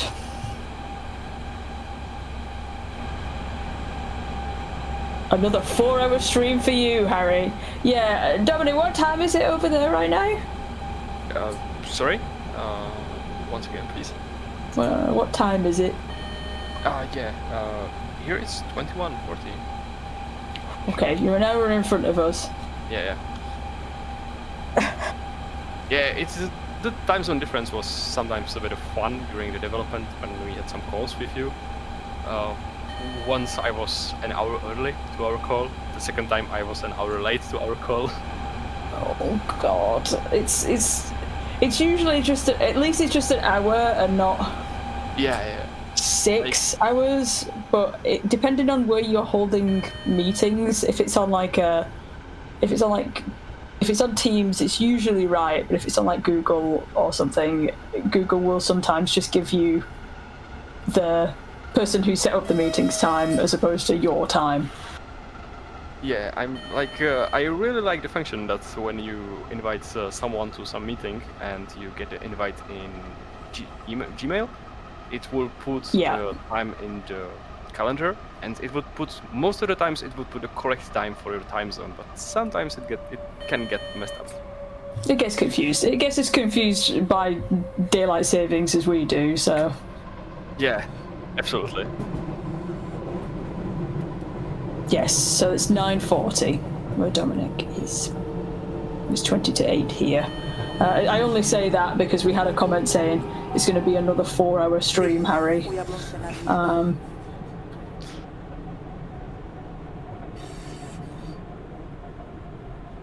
Yeah, right now we're actually quite near Liberec, so it should be like 15 minutes to get there, I think.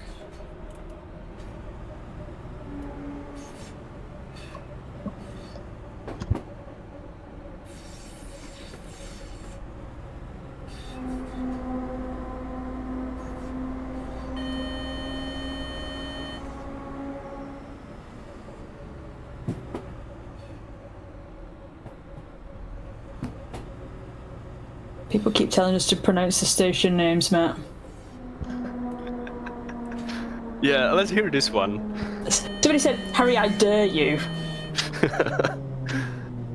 I don't do dares. Alright, okay, well, let me see. Let's have a look, let me see. Can't be that bad. You'll have to look at the outside on the station. Yeah, so this is one of the cases where once the signal will clear for you, the dispatcher would call you. So, like, right now when this happens, you need to click on the telephone, which is on the right side of the cabin. Yeah, you need to press this, and by this you would pick up the call and you would get a message that you are cleared to depart from this station. Because you can see that there are multiple tracks, but there is only one signal. So in reality, you wouldn't really know for which track the signal applies. So the dispatcher would call you and tell you that from this station, you can depart from, I don't know, track 3. So you would know that the signal is exactly for you and for nobody else.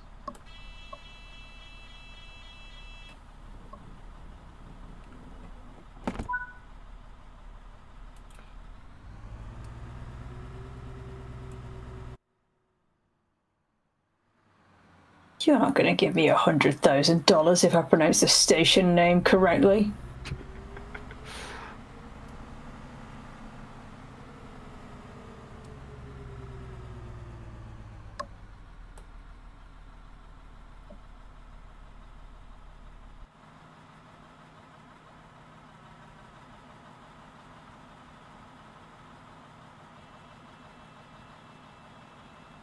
Someone's asked if there's an actual spoken voice when the dispatcher calls you. I'm assuming it just rings out. No, with those dispatcher calls in the timetable mode, it just shows the message. We wanted to do some kind of voice there, but we've decided not to do that. Yeah, I imagine that's a bit more complicated. Try to apply the brakes. Yeah, let it this way, leave it this way. And if you would look at the green starting button on the left side, yeah, and there is a white button on the right of it. It says neutral. Yeah, press this, and try pressing the green button. Yeah, that one. And right now it should theoretically drive. Not really sure what's happening here.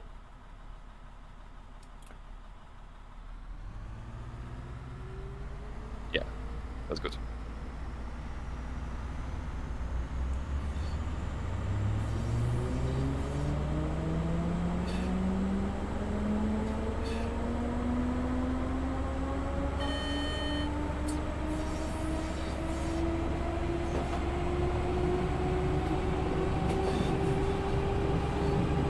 Matt? Late? Matt's never late.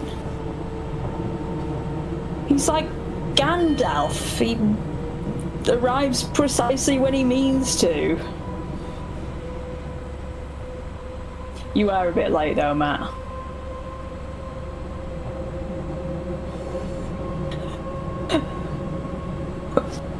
Please don't tell me we've lost Matt.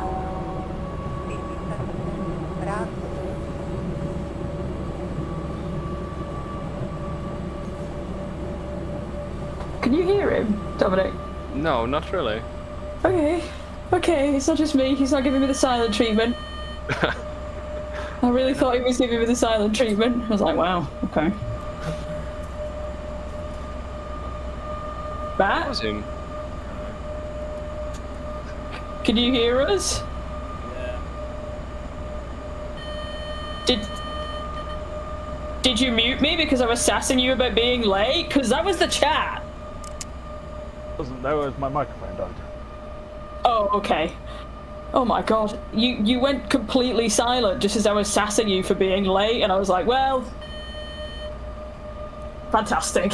Teacher. Yeah, that's how I get you to shut up, right? The worst thing is that I didn't actually shut up. Instead, I just went, Matt! I used the same microphone I've been using all day, so which was a bit silly. I should have just done I like to plug mine in earlier, it died mid-meeting.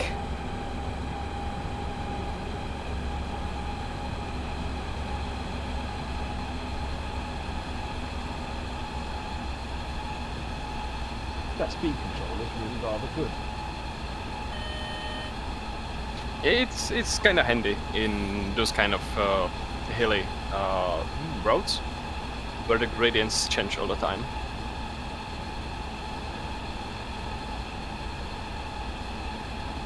My volume is very low. How about now? Is that better? It's still a bit low. Oh, how about now? Is that better? Oh, no, it's really low. There you go. That's better.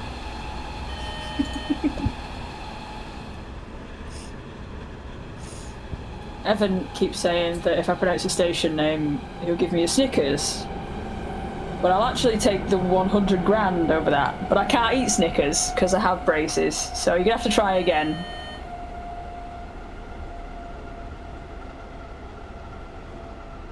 I'll pronounce the station name if somebody says something nice.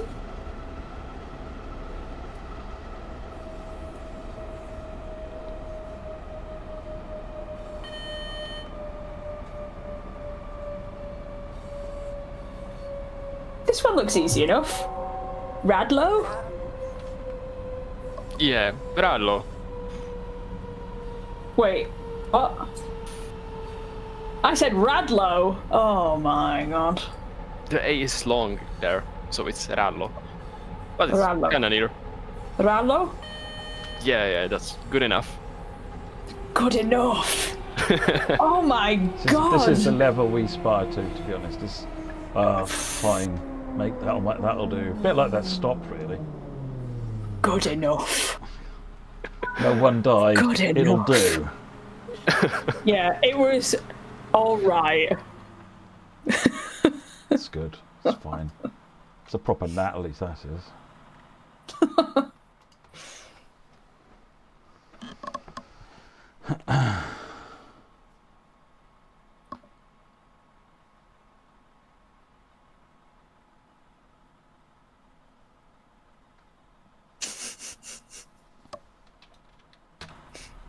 Good enough. We're not having Dominik on stream again, he's too sassy. You've got the reversal lever here. This is your main PVC, and then this is your direct brake, so loco brake essentially.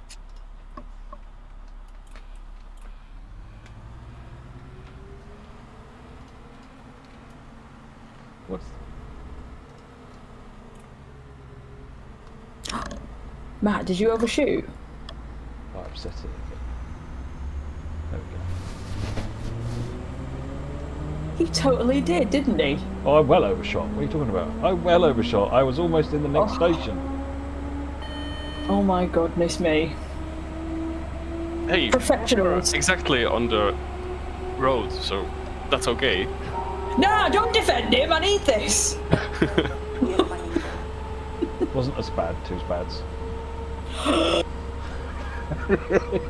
Don't bring that up.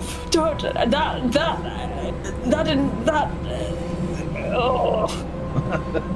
Did you know that, Dominik? I got two spads in one live stream. It happens. Does it? Are you just trying to make me feel better? It happens to all of us sometimes. I mean, I spadded multiple times over the weekend, and I think I missed stations multiple times. So, you know, it happens to everybody. Yeah. I probably easily broke two spads over the weekend. I'll have to get like a compilation. There we go. My favourite thing of the night has been, we've obviously had some of our ambassadors in the chat this evening saying, he, those pronunciations are terrible, he. And the ambassadors, I mean, we've got our Australian ambassador in the chat, and at least two of them are English. So you can laugh at me and Matt all you like for our pronunciations, but I will be listening when that content comes out. I will be there. I think we've got to go even one further than this. Most summers we actually have an event where we get the ambassadors to come to the office. I think as part of that we need to be encouraging them to you know, get on the camera and say some check station names. Yes, yeah. They dug themselves into that one. Watch now as no one shows up. They threatened us.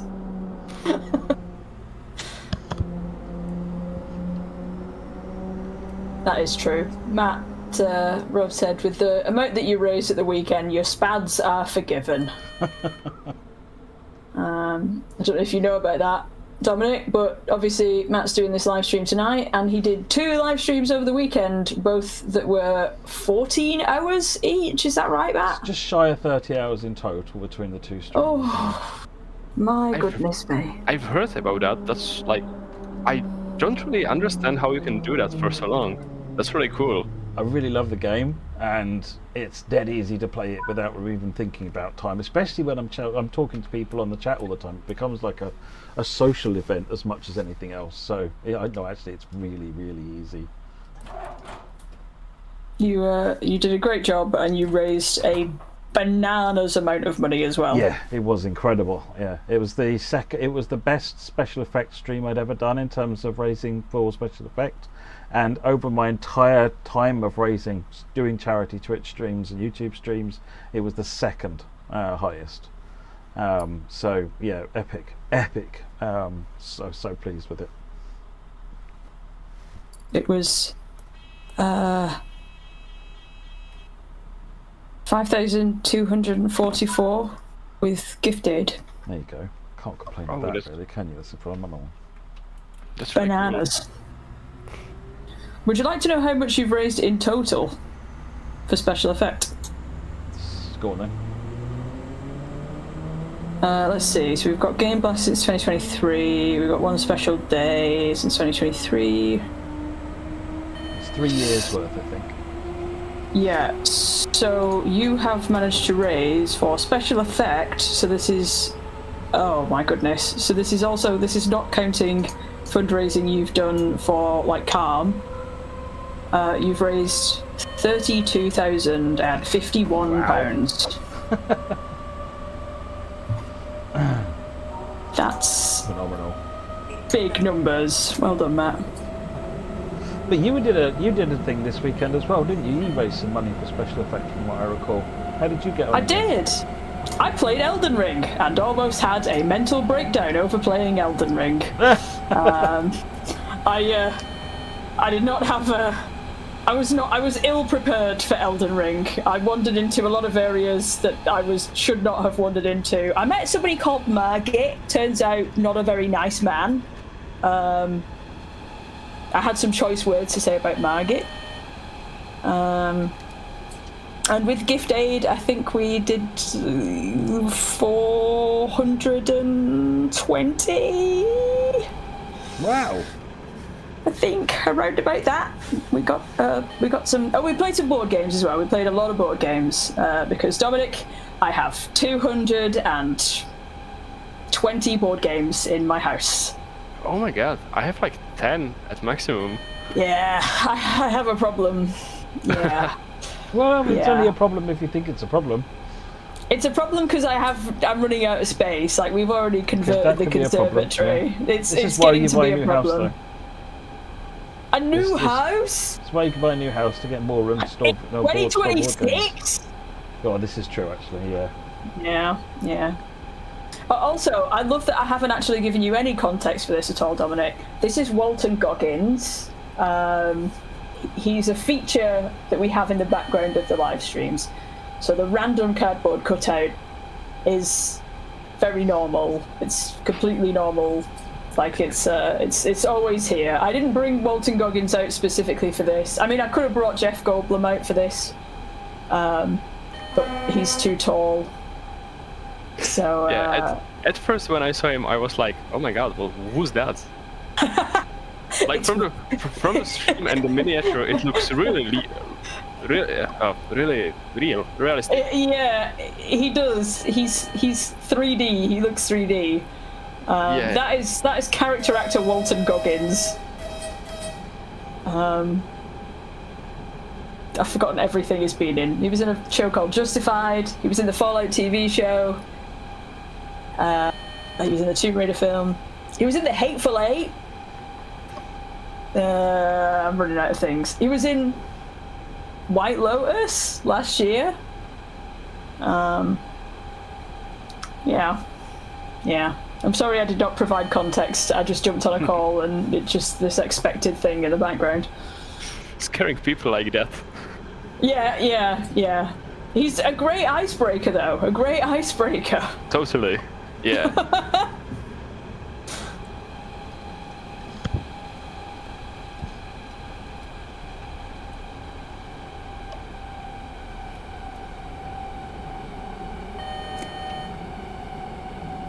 Have you driven the welding mask yet? So we've had a one of the locos that we have. People either refer to it as like the welding mask or Bender from Futurama, just because of its front windows. It's now like a point of affection in the community. I've also seen someone call it the imposter train. Because it's Oh, getting yeah, it looks like like the Among Us. imposter from Like Among Us. Yeah. oh, that's a good one as well.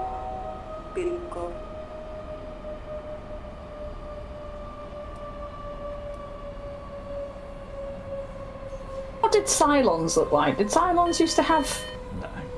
They're the Things like ones that, with no? the lights that go backwards and forwards.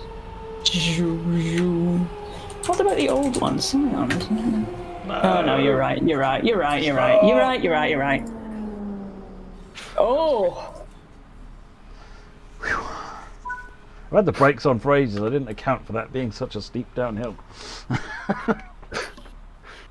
Yeah, once you pass the Yetmanica station, it's quite downhill to Liberec. Yetmanica is like the highest point of the road, and then it's just downhill to the Liberec station. Was there anything actually left in the platform? Yes. Oh, look at that. Actually, almost everything in the platform still. Right, I'm not concerned. I'm not concerned. You think someone spilled their drink? I guarantee you someone spilled their drink, Rudy World. Well, you are near the final station, so you've gotta help people stand up. Nah, they can sort themselves out.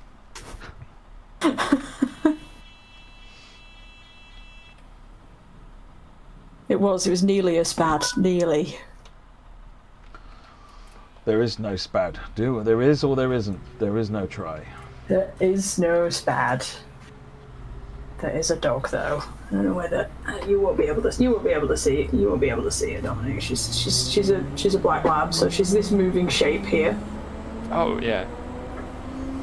It looks like a dark shadow there. Yeah, there's an ear. Ah. Single ear. Yeah, there you go. She's just been growling at something. So I guess she did need to check that I hadn't died because she was just growling at something and I don't know what. Even though she's scared of the sausage dogs across the road.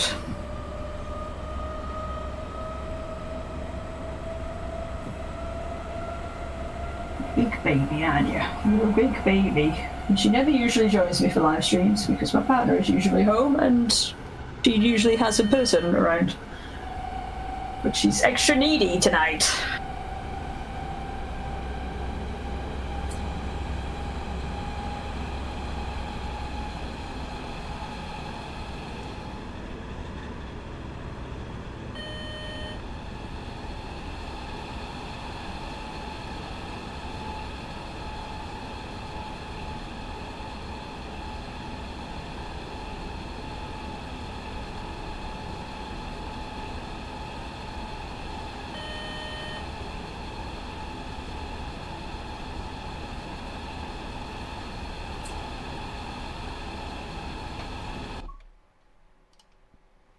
Oh, okay, so it's going to get a little bit easier on the gradient.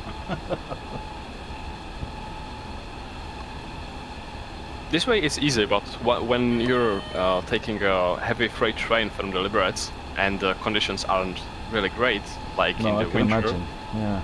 yeah, that sometimes can be quite challenging.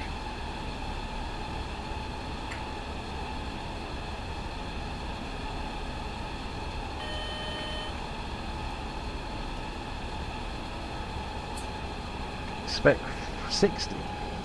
Yeah, that was it. Fast flashing yellow light.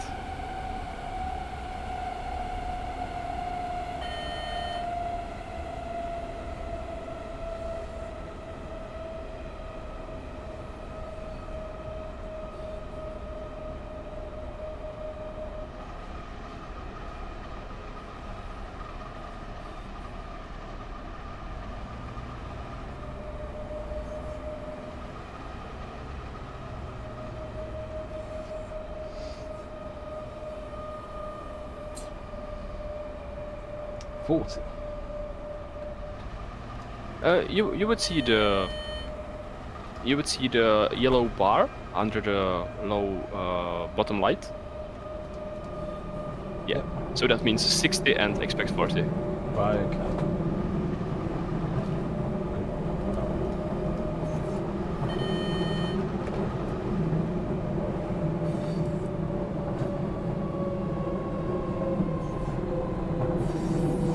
You don't really need to brake so much because you have to maintain the speed just from the next signal.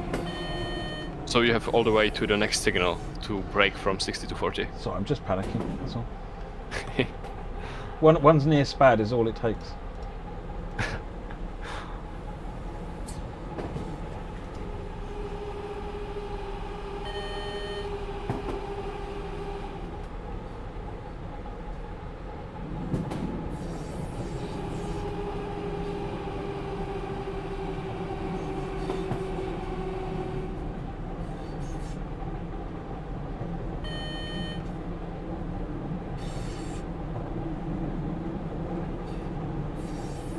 Paul, he just called you an old man. Wow, there's going to be some real trouble now from Paul. Wow. But then he admitted that he's an old man. He says, did he? I am an old man. Yeah. That means I'm going to call you an old man when I see you next time. But just saying. Letting it out there. Liberec, konečná stanice, prosíme, vystupte.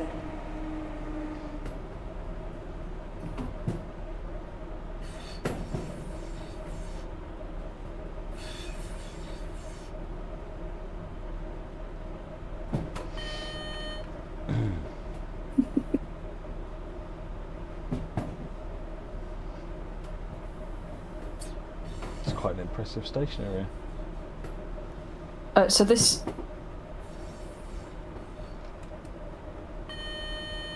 I'll wait for you to come in. I'll wait for you to unlock your app yet. Hey, we were talking about you, Paul, not me. Don't you bring me into this. Aren't you the similar age, though? Like I said, we were talking about Paul. At no point I'm gonna was I part of this conversation. I'm gonna get accidentally muted again, aren't I? Accidentally. Mm-hmm. That's it. You calm down, Ira. No, she's not calmed down. She calmed down for 3 seconds and then immediately... Oh, it's because Chris is back. Okay. I'm going to lock the dog out of the room again.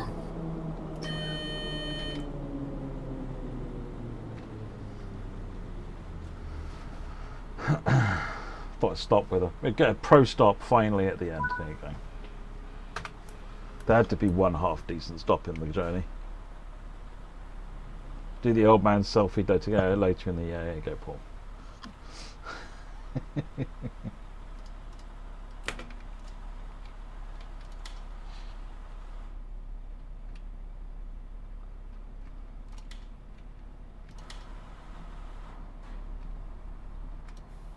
Okay.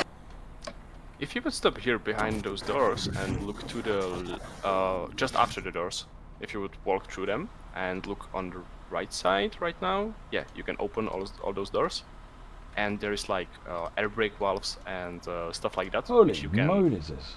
Wow. Yeah. You can also open the bottom part of it, where you can close the brakes and disable like the air going through that. So if you would be, for example, towing the class 843, you would disable, you would close the 2 of the red valves. Yeah. I've no idea what that room does. There's rumoured to do something in a train, but I have no idea. Doesn't work. That door doesn't do anything. I won't hear anyone tell me otherwise.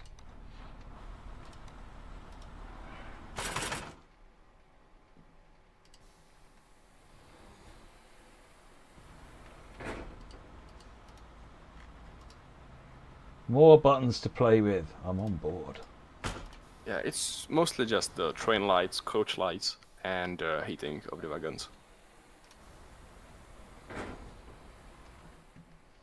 We ran out of And coach. at the end of the wagon, where you are right now, if you look, yeah, at that at the left a bit, yeah, you can turn on and off the tail lights here.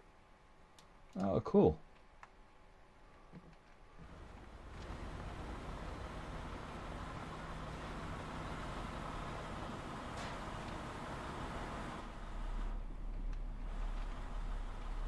Oh, and the other thing was, we've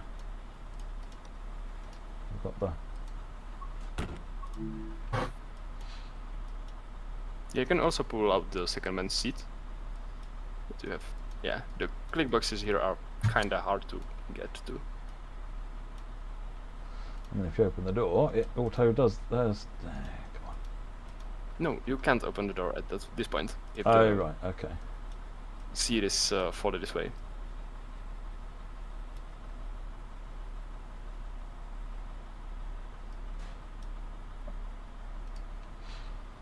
I think if you would look like more from the side view, then that would be easier to get.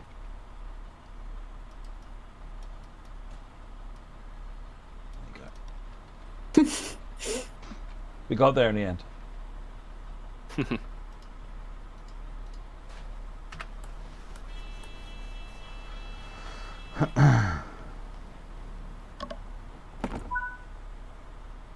There we go. Next Awesome. service. That's when we'll be going through the Q&A. Next service we are doing is 750, so the Among Us train, number 62402.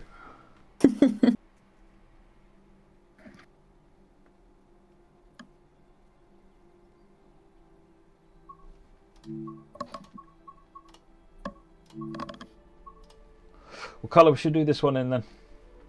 Pick a colour, Dominic. Do the last one. Okay.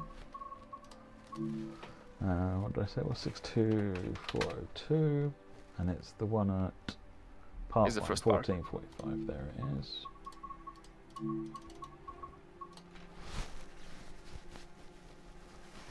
Yep, shunting now. The chat mentioned earlier, Dominic, that the trains all look so realistic. You could almost taste them, and then there was a discussion on what would they taste like. So I feel like this one, I mean, Candice very sensibly said probably dirt, like dirt and metal. But I guess if they had if you had... I don't even know what to say to this. That was a whole conversation. I didn't even start this one this time. That was a whole conversation. I haven't ever tried that. Please There's don't probably eat the that guy in trains. France has probably tried it. Can't remember what his name is, but the one that ate a Cessna. Oh my god. Oh, He probably knows how it does taste like. Yeah. I imagine dirt and metal. I don't know. Try leaving your knife or spoon on the outside for a year for it to rust, and then try biting it. And I Don't eat the trains. Yeah, don't eat the trains. Don't eat them. Although it is like a cherry red, you know. If they were like gummy versions of them, like sweeties, you know, you could have a. This really wasn't on my bingo card of things I would ever hear. Welcome to a TSW This is your first stream, preview that's live why. stream. Every one of the streams we do eventually crosses a line into weird. Yeah. And to be honest, it's a failure if it doesn't, Yeah. because we're here to have fun. Yeah, exactly. Fun. I know. Oh, I know. Matt. That's a shocker. That is. It's controversial. That's a hot take. Hans, are you? But you want me to use white lights on the back as well, do you? All right, fine, fair enough.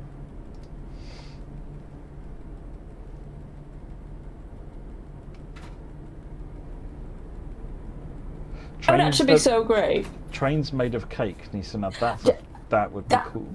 That would be so great. Imagine, right, for launch day, Dominic, you had a cake that was one of the trains. You could have a 750 cake. Hey, that's actually quite a good idea. A little launch day treat. Get a little Exactly. And it's probably not too difficult, she says, as somebody that can't bake to save a life. I am a savoury cook.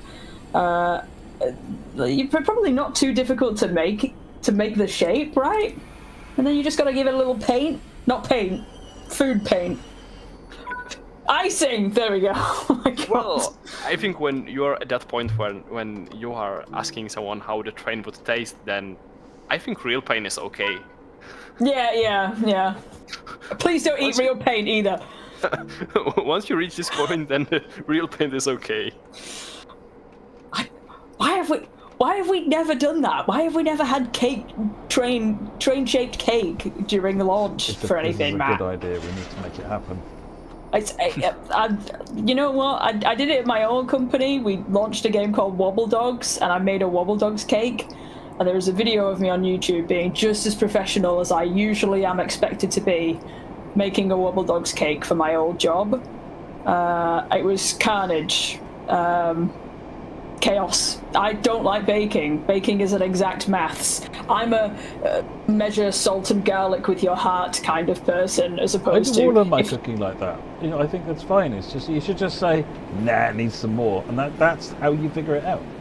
Not for baking. Apparently, if you don't have exactly 300 grams of flour for something, that's a lot of flour actually. If you don't have 150 grams of flour, you can't have 154 grams of flour. That's too much. You're going to turn it into pate or something. But When you're cooking, you can like correct your mistakes during the process, but the oven is just some kind of magic box. yeah, I'm glad we're all in Inside, agreement and on this. You just hope that it does come out in some kind of okay state. Yeah. Okay, it's like when somebody's like, "Oh, add 2 cloves of garlic." I'm like, "Okay, I'm going to add 6. I'm going to add 6 cloves of garlic." You're going to say 2. That's not enough for me. I need to have dragon breath when I eat something with garlic in. But you can't do that with bacon. You'll end up with a sad cake. It is on the internet. It is my old company. I used to work for a company called Secret Mode, who are a publisher. They made a game called Still Wakes the Deep. I think is Secret Mode's most famous game, which I made the announcement trailer for. It won an award. How cool! But there's a video on the internet of me baking a Wobble Dogs cake for a launch, and my ex-manager said, "If the cake tastes as good as it looks, I don't want to try any." Yeah. Yeah.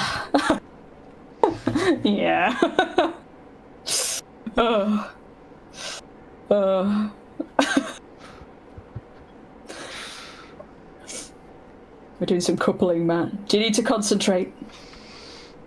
Oh, no more so than usual. I was testing buffer springs earlier on. I think every time I couple Dominik with. Okay, we're listening.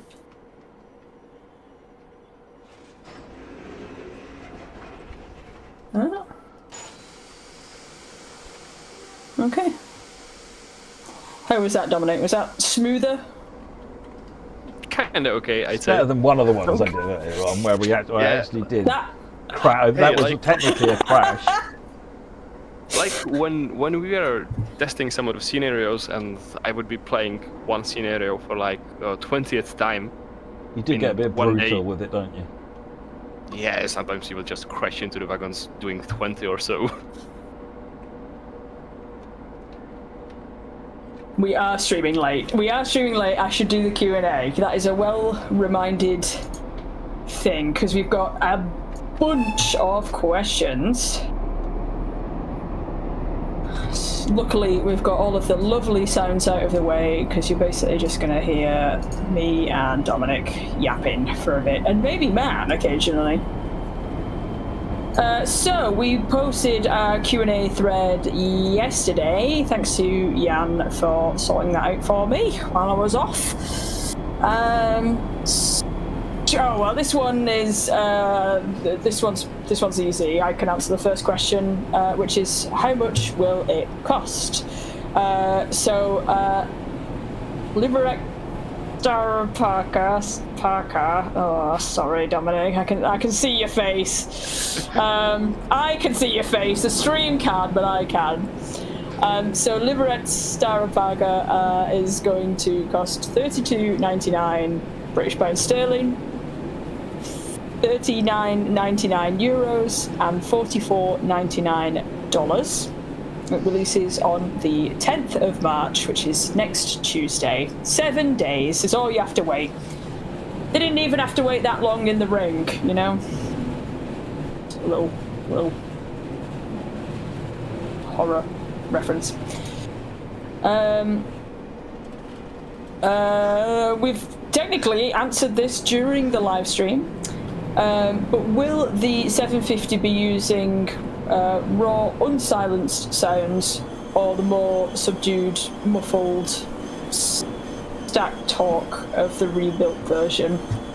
Well, this is kind of tricky because all of the 750s were equipped with an exhaust silencer, but like some of those got the silencer pretty used up, so it sounds almost like there wouldn't be any of that. But I think the sounds here are from, like, they're in the middle of the spectrum, so they are something kind of between. Okay.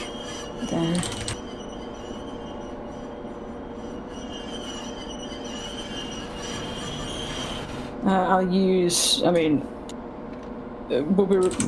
referring to the live stream anyway when people are asking about these things. It's one of those things. It's difficult to describe sounds. It's better to listen to them. We covered this earlier as well. How many drivable services? How many drivable services are there? I'm not really sure about the exact number, but I think it's around 110 or so. Services. If you can hear me typing away, it's because I'm trying to answer these live so that I can put them into the Q&A thread tomorrow. After Matt finishes the service, he can take a look in the menu. I think it's around 110. You'll need to remind me to have a look. It's also worth remembering also some of those services are multi-part. And so out of the 100 and some odd, it's like, I think there's 14 parts for one service, for example. Yeah, it's like those two manipulation trains with which you do the shunting operations, they are split into, I think, like 30 services or so. So they take up kind of big part of the freight services. Okay. I'm loving that. I'm seriously, I am strongly considering an 8-hour stream where we just do one of them trains. 8 hours? Yeah, no, it's only a short stream, but I can't have all long streams. Matt, you are stressing me out.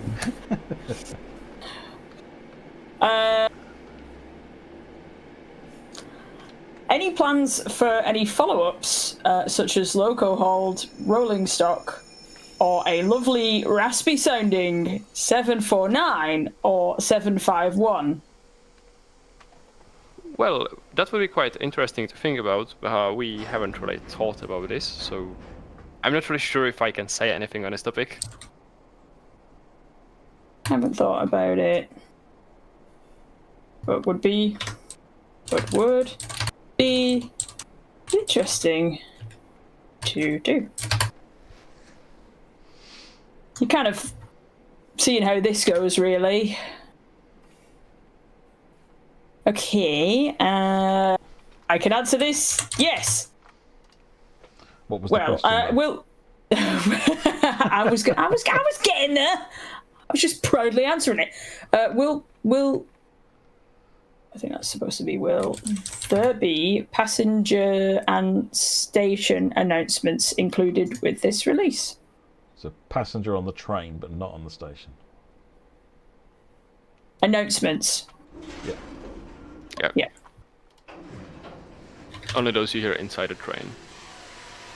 So, train announcement, passenger announcements. That's nice.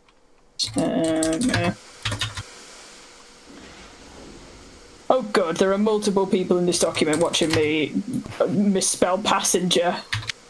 No, you don't need to scroll down. Well. Don't scroll down. There we go. Now I can watch this as well. No.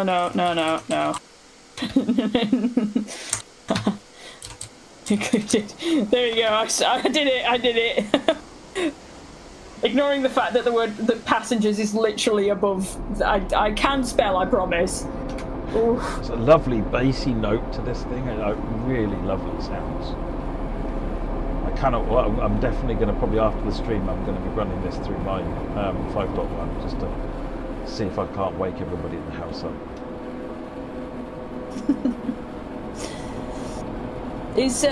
Next question, is there a plan? Alright, it's another future. This is another future release question. I told you they'll try and get something out of you. They'll try and snatch some information. So I'd rather not leak anything. Yeah. It's. Do you know what? I'll change it. Would you? You know what? We'll do the next question. Oh my god! All of these questions are about what are you doing next? I was also this question. I think we can just say for all the questions about what we're doing next. When there's something to talk about, I'm sure there'll be excitement to talk about it. In the meantime, fill the suggestions thread up. Contact the team and let them know what you'd like to see. I think it's But otherwise than that, no one's here to talk about what happened in the future at the moment because it's not set. We're talking about so. this route. This one. These are questions for this one, okay?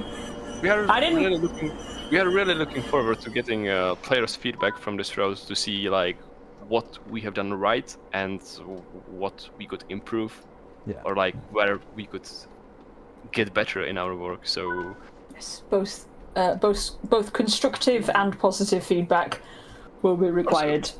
Also the negative one, that's also helpful to get. That's what constructive is, because you got to say constructive, because otherwise that's the best word for it. Yes, because what tends to happen is somebody will just say like, this is bad, and it's like, okay, why? Tell us why. We need the why. Don't just tell us that you don't like something. You got to tell us why you don't like something. That's when it becomes constructive. Yeah, it's helpful. Please tell us just what we can improve so you would like it more. Or what would be the features that you would like to see in the next Czech stuff you could get in a game? It's all helpful. All helpful. Is conductor mode functional in this route? Yes, it is. It's not the way you're used to from other roads, where you would be also operating the doors. Here you would just use the conductor's whistle and get into the train, because with the class 843 the driver is the one operating the doors. But you will have the part where you would be checking the tickets. You do whistle and check tickets.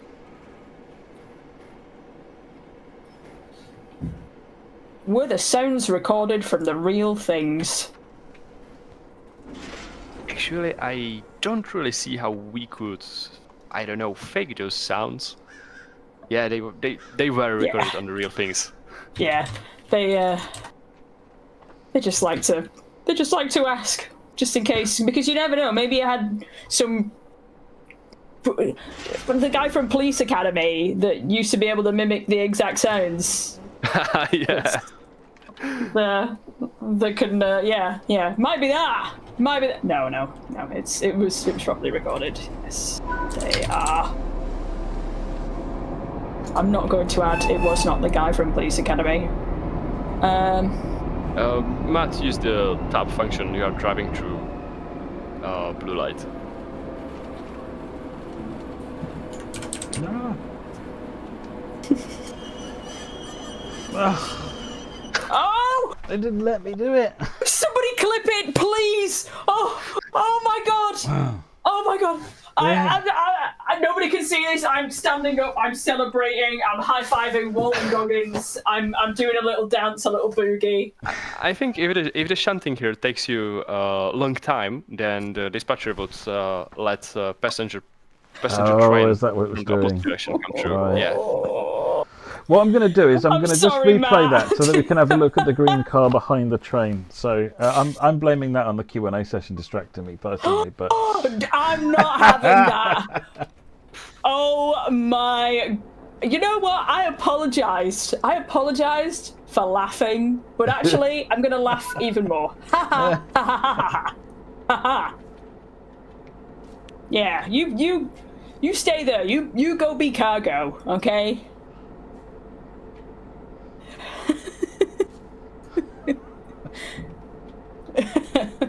Can I continue, Matt? Am I allowed? Can I continue with the Q&A? yeah, of course you can. Okay. Okay. There's a mention of lots of yard work. Does this mean a substantial freight component? I don't really know like what would substantial mean, like what kind of amount of freight services, but I'd say that we've added a lot of freight services that in real life you would see like 1 or 2 freight trains a day here, which we have compiled into timetable going on by 24 hours. So you would see here in the timetable you would see a lot more freight trains that than in real life would be here, just like in one day.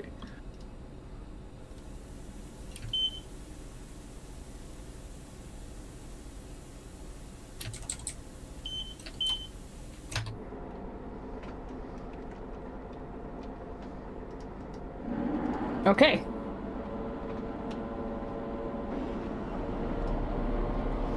This is one for you, Matt. It's not a question. Oh well, it's one for you, Matt. It's about testing regarding optimization and performance. How is the route regarding textures, optimization, and performance?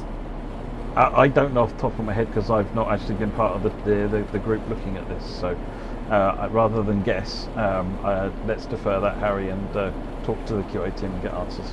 Q&A.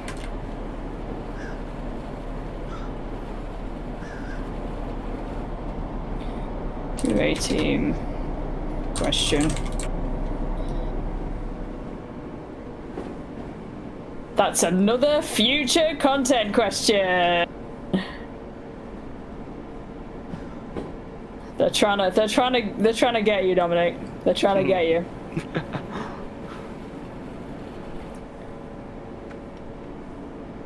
I knew I should have put my glasses on. I knew it. Do you know what? I started and I was like, oh, my eyes don't feel as bad this evening. Incorrect.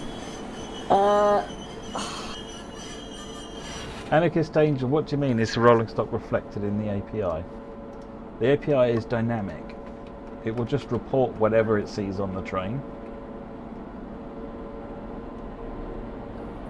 Okay, next question. Now that I can see and all the words haven't blobbed together. Are the contacting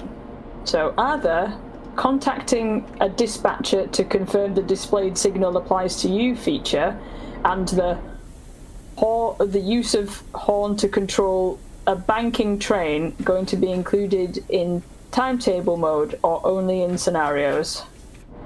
The first one, you've seen it in the previous service, that's included in the timetable. But the horn controls of a banking train, they are used only in scenarios because in timetable, I don't really think there is any train with banking locomotive.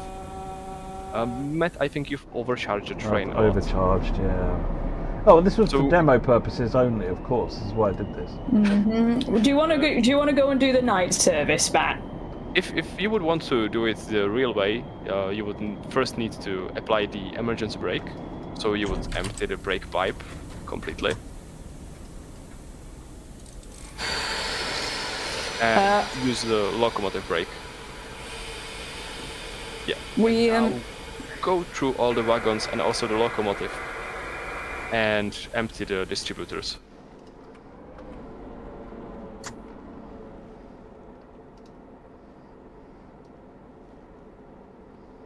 How long does it take to clear the air? I think it's only a few seconds. In real life, it would be around a minute or two, but we have we have shortened it a lot for gameplay purposes. And in the locomotive, you have to get into the engine room, which is gonna be quite loud. And to the left side, the middle one.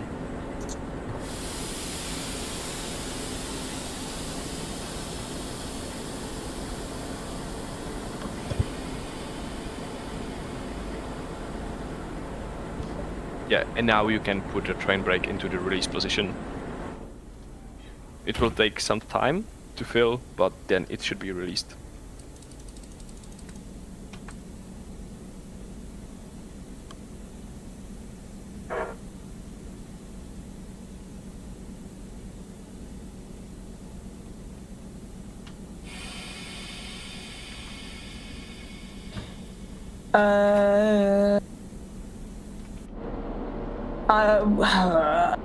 Do you know how... Are you doing this service again, Matt? Yeah. Okay. Okay. The completionist in me was triggered. That is definitely true. We were also thinking of doing a night drive. Yeah, we'll do that in a sec. that was actually quite a good demo of what to do if you do. It's because I left the brake in the release position too long. So that was a good example of what to do to fix that actually. So I'm glad we did that.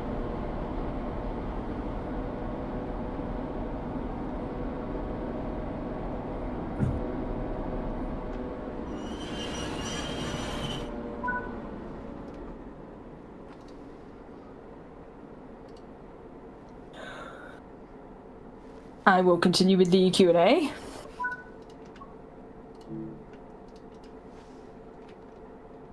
And try not to distract Matt. That's all right. We'll be here until midnight. Yeah, I'm fine. Hey, it's Alex you've got to pick a fight with, okay? And a very tired Harry at 9 a.m. tomorrow.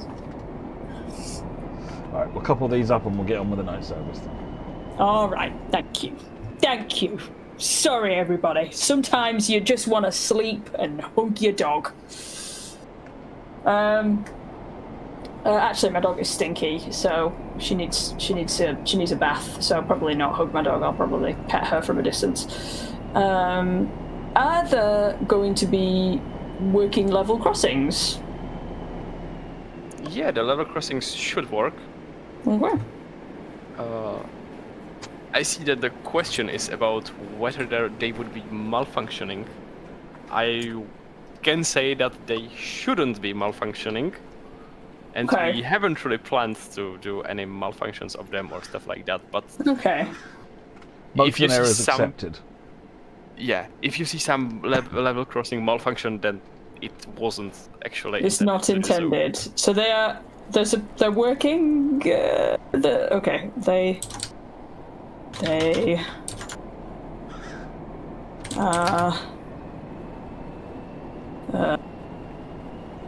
They are supposed to be working. Please report if they are Oh my god, now I have to write this. Malfunctioning. You may be thinking, why did you take your glasses off, Harry? You had them on for a second. I hate wearing them. And I hate wearing them with my headset because they crush my head. Ugh. I should have really put them on though. Okay, will there be a cold start mode? Yes, I don't know the which. intro tutorial does the startup, doesn't it? Yeah, it's at least it's in the tutorials, but I think in a few scenarios you can get to cold start at least the class 750. I'm not really sure if you are using the free roam whether you can select if it would be No. cold and dark. No? No. Okay. Why am I putting smiley faces as if I'm writing an email? Okay. Oh. Okay. When did you... Oh, wait, no, that question, yeah. I was like, oh, we already have an answer to this question, but I should ask it as well. Is there suspension? Yeah, there is. It's on the locomotives and on the passenger wagon. We haven't really done it for the freight wagons because we don't really think that was necessary to do, and it takes some amount of resources computing. So we wanted to, like we said to ourselves, that we won't really include it in the freight wagons. Okay. When did you start making this route? I think it was a few months after the public editor was released. It took us quite long, but most of the time we spent on it was because we were creating our own assets. So like most of the things you see there, those assets were made from the scratch. So it took us quite a long time to do. I'm trying to think how long that was.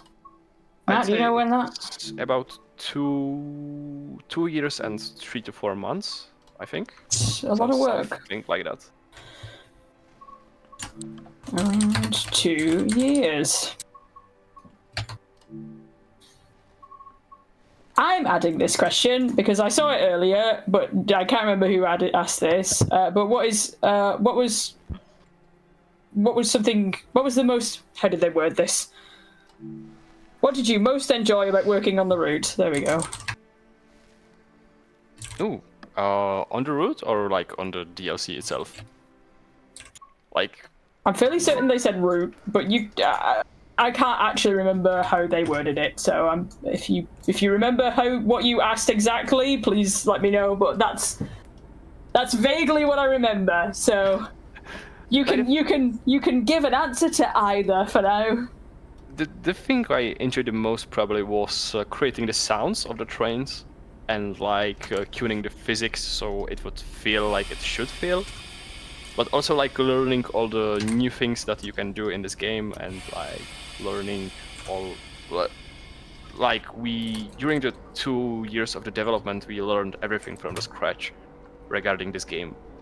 So I think what I liked the most was the learning journey we had to take.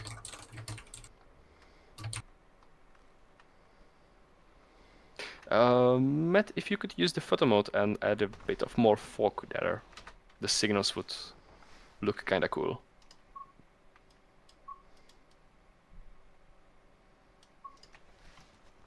What am I typing? Oh my god. Can you see that? Can you see what I've written? Oh my god, I need to wear my glasses so badly. Yeah, I can do that. Okay. Yeah, you can see the light cones the signals produce. Woo.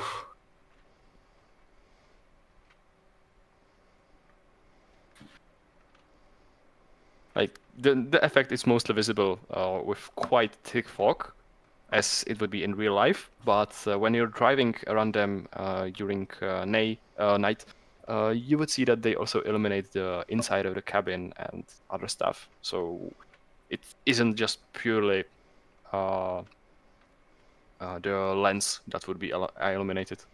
It illuminates also other stuff. We think this looks kind of cool.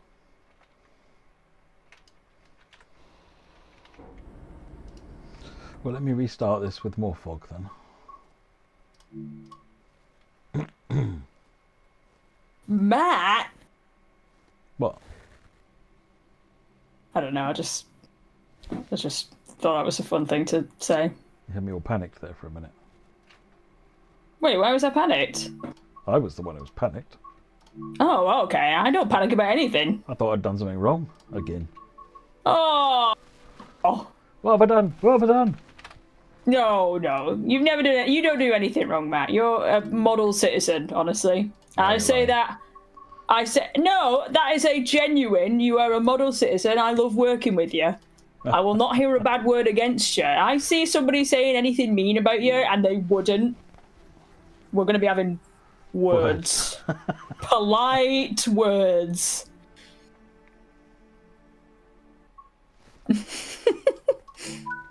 No, God, no. I don't go to bed at this time. I have insomnia.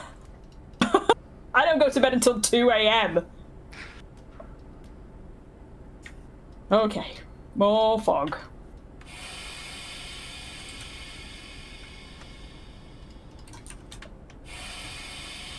Why I can't do the brake, that's because it's still locked.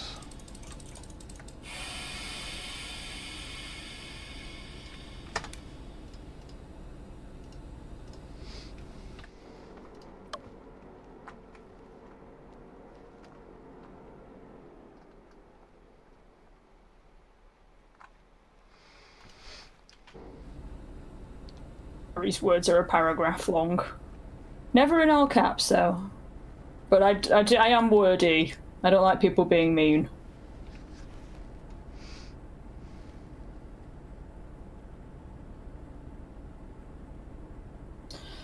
You've got to wait for 2 minutes, Matt. I feel like I need a dad joke.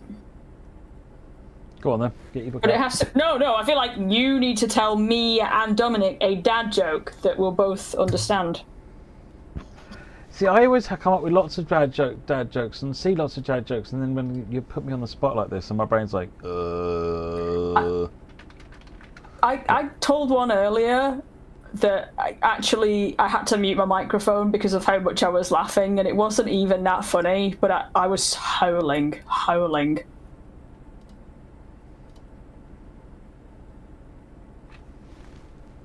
I only seem to get sick on weekdays. I must have a weekend immune system.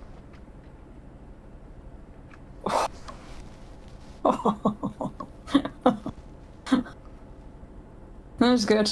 What do you call a Frenchman wearing sandals? Philippe Flop? Oh,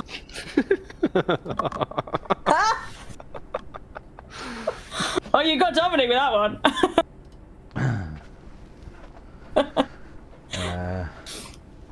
I hate my job. No. All I do is crush cans all day. It's so depressing. So depressing.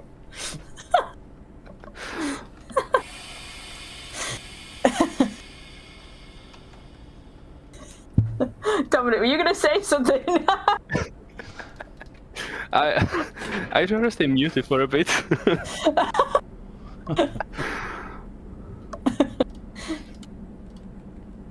Actually, I was driving past the chippy earlier, fish and chip shop earlier. I was driving past it, and I saw that there was a fight breaking out inside it. There were battered fish everywhere.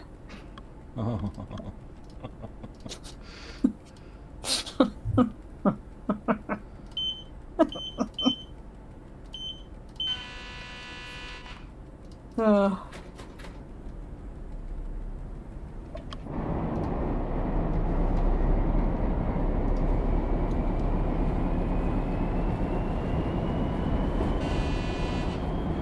It's a good joke. Your joke was a good joke, Matt. That was a solid joke you told, Matt. There were some decent ones on that website. I just quickly looked up. Oh, I mean, made up fresh in my hand.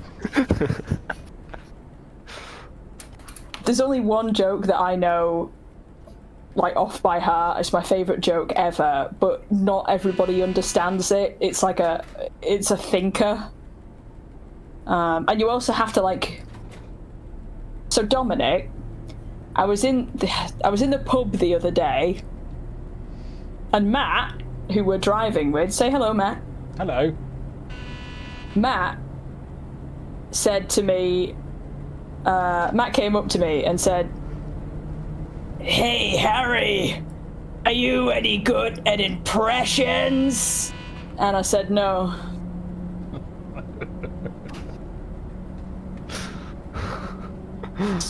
I think it's my favourite joke ever. It's my favourite joke ever. But it is a thinker, and not everybody gets it. People look at me like I'm mad. They're like, "Matt doesn't sound like that." I'm like, obviously, yes. Matt doesn't sound like that. No. You think that Matt sounds like... I don't even know what I was doing an impression of then.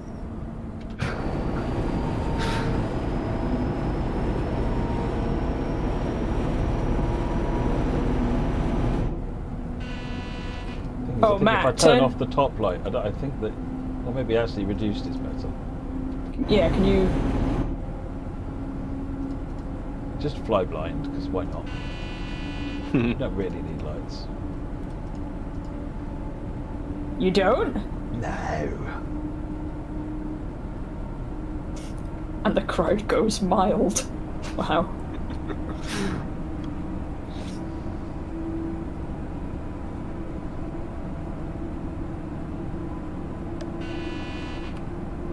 I'm a pirate now, am I, Candice? But you can tell that because of my favourite letter. Is it R? You know that there's a follow-up to that, Matt. So we know when somebody says, you know, what's a pirate's favourite letter, and then they kill the joke by saying R, you can reply with, "No, it be the sea." You always have an answer.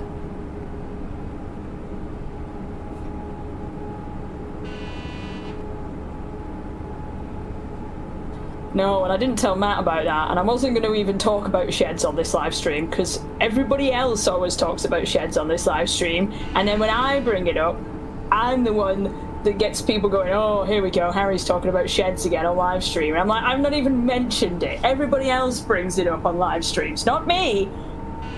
I'm very professional and well behaved. But no, I didn't take a picture of the shed that I saw when I was driving in my car earlier, and it was going significantly faster than I was. Because we have a bridge, a railway bridge, right near the house, Dominic, and occasionally we mostly just get 170s over that bridge, but occasionally you'll get treated to a freight train. Oh, cool. And you can... Like, nearest railway track from where I live is like 10 kilometers, so... Oh wow, oh my gosh. That's, yeah, it's like I can literally hear it sometimes if I open my window. I'm that close. It's not rattling the house close, but I can hear it if I open the window close. Yeah. Like, I don't think I ever could live like near the railway tracks. House rattling.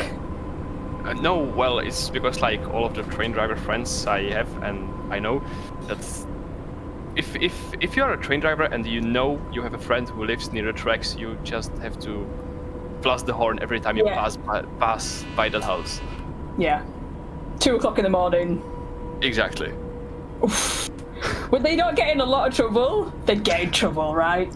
You have to be quite careful. You have to wake up only the specific person you want to wake up, and or village or town. That would be really, really difficult to do unless you picked somewhere where everybody else slept. Everybody else slept like the dead, and only one person was a light sleeper.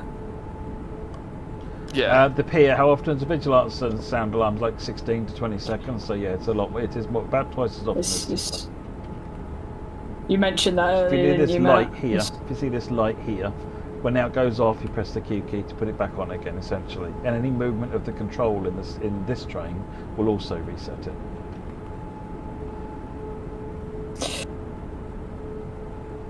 We have had a couple of comments about this in the chat, but yes, it has been confirmed that it is not coming to Gen 8 consoles.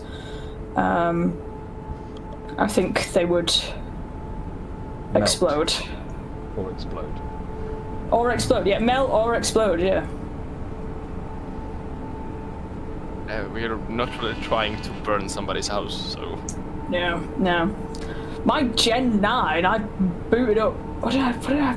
Alan Wake 2 the other day? I thought it was going to take off. And it's an Xbox Series X. It sounded like it was going to take off. It was like, okay, please. You're like doing like a little calming chant, just going, no, we're calm, please don't explode. Yeah, it was like sometimes when we are doing some of the textures, which is sometimes kinda resource heavy on the graphics card, you would just hear all the in the computer just turn on, and sometimes it's just like, well, should I sit on the computer so it won't start going up in the sky?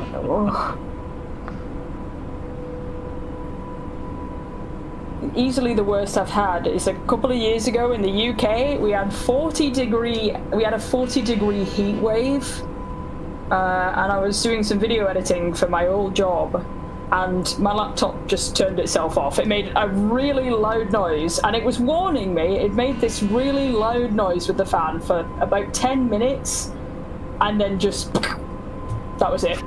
Splat. It just went. It tripped something. It just died. And I had to get them to send me a new laptop. It had completely killed it. The heat, and you know what? I should have seen the warning sign, but I was like, no, because they were like, oh well, if you want, you can take a break during the day and like work in the evening. But I don't focus as well in the evening.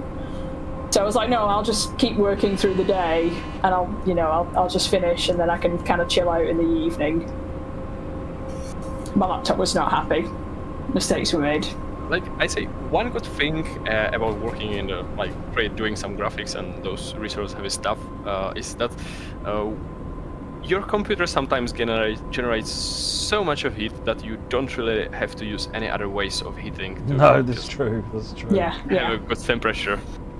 when I've got the streaming machine and this machine running, and in the dead of the winter, I don't need to turn the room heater on. Yeah, exactly. Like sometimes I don't know, in March or April, when most people wouldn't actually ever turn on their AC, you just have to turn on the AC because the computer is so hot. Yeah.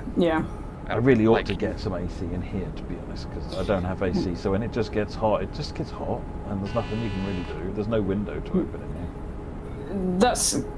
So do you have AC do you have AC in?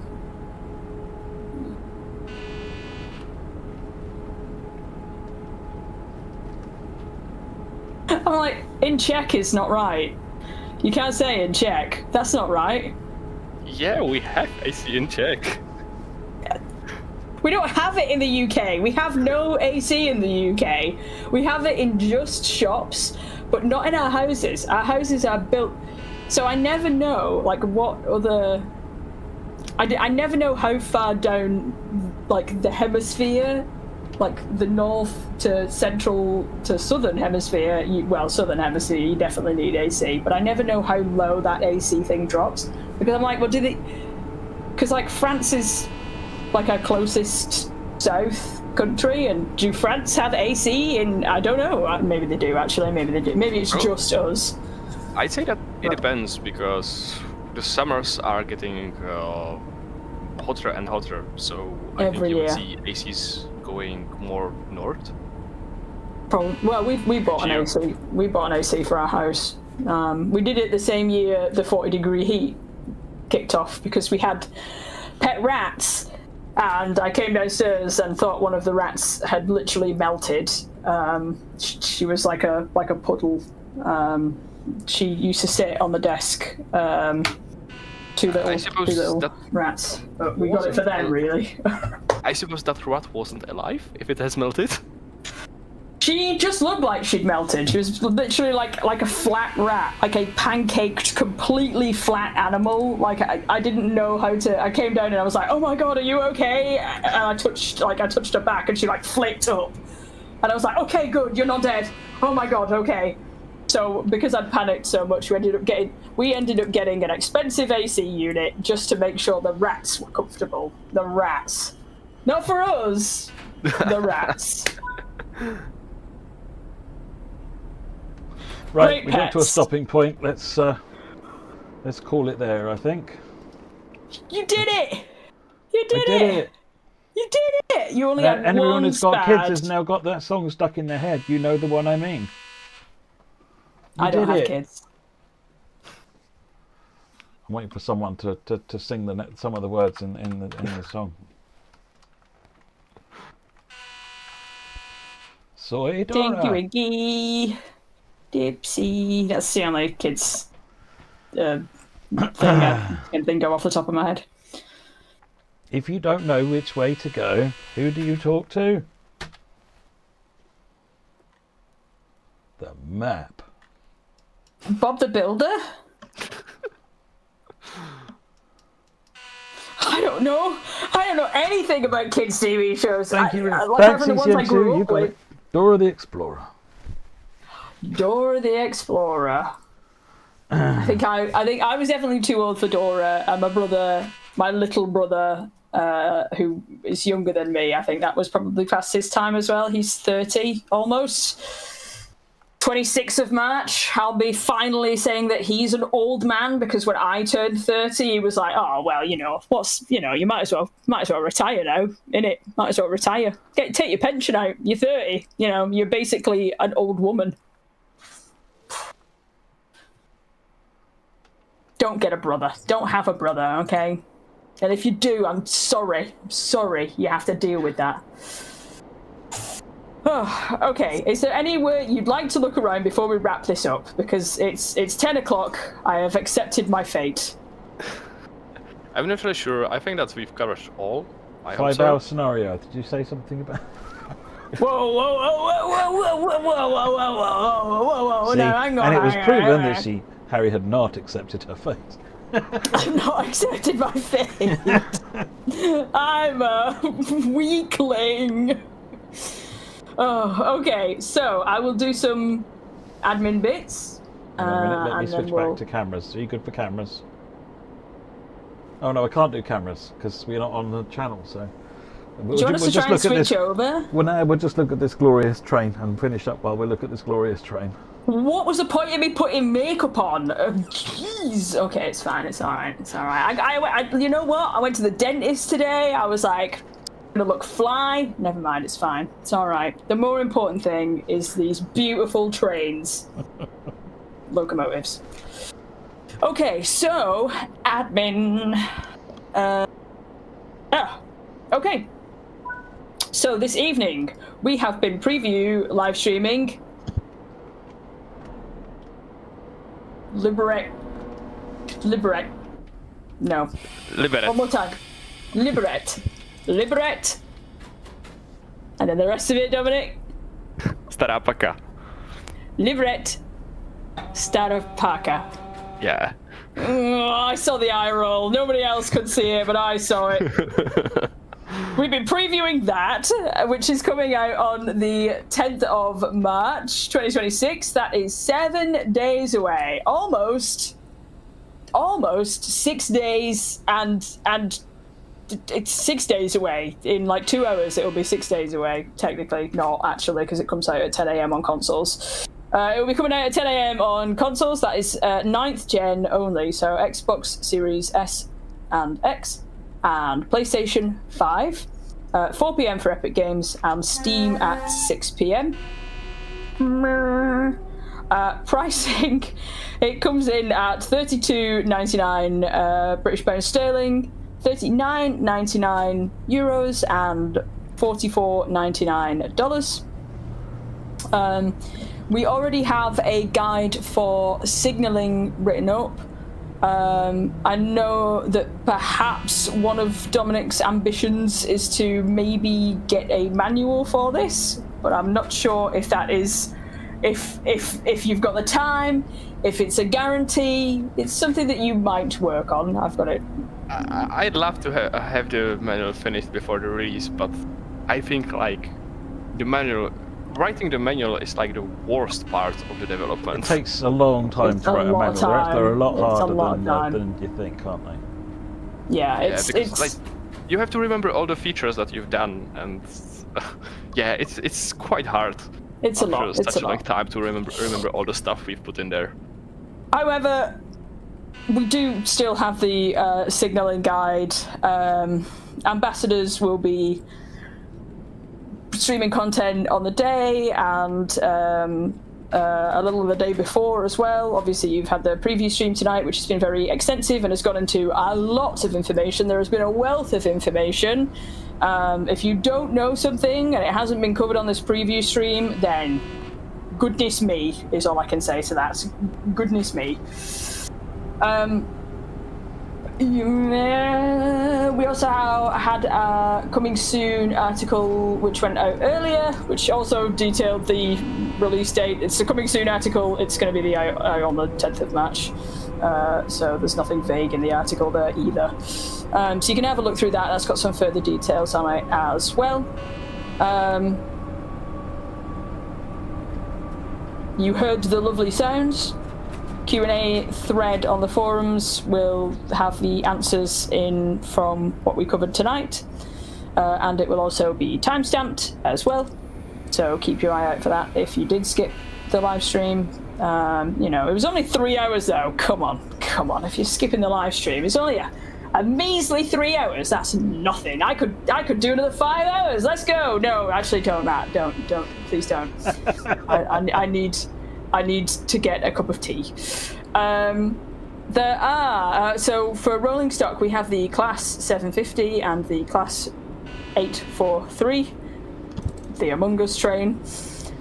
We also have the freight wagons, EAS, ROOS. I'm saying this all wrong, aren't I? Am I saying it wrong? I'm not really sure because I haven't actually heard those.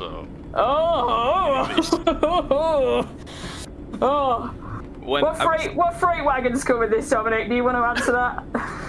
When I was telling Alex this yesterday, I was just spelling the characters because Oh. Yeah. Okay. The details for that are all in the articles. Anyway, there are 9 total scenarios. Woo.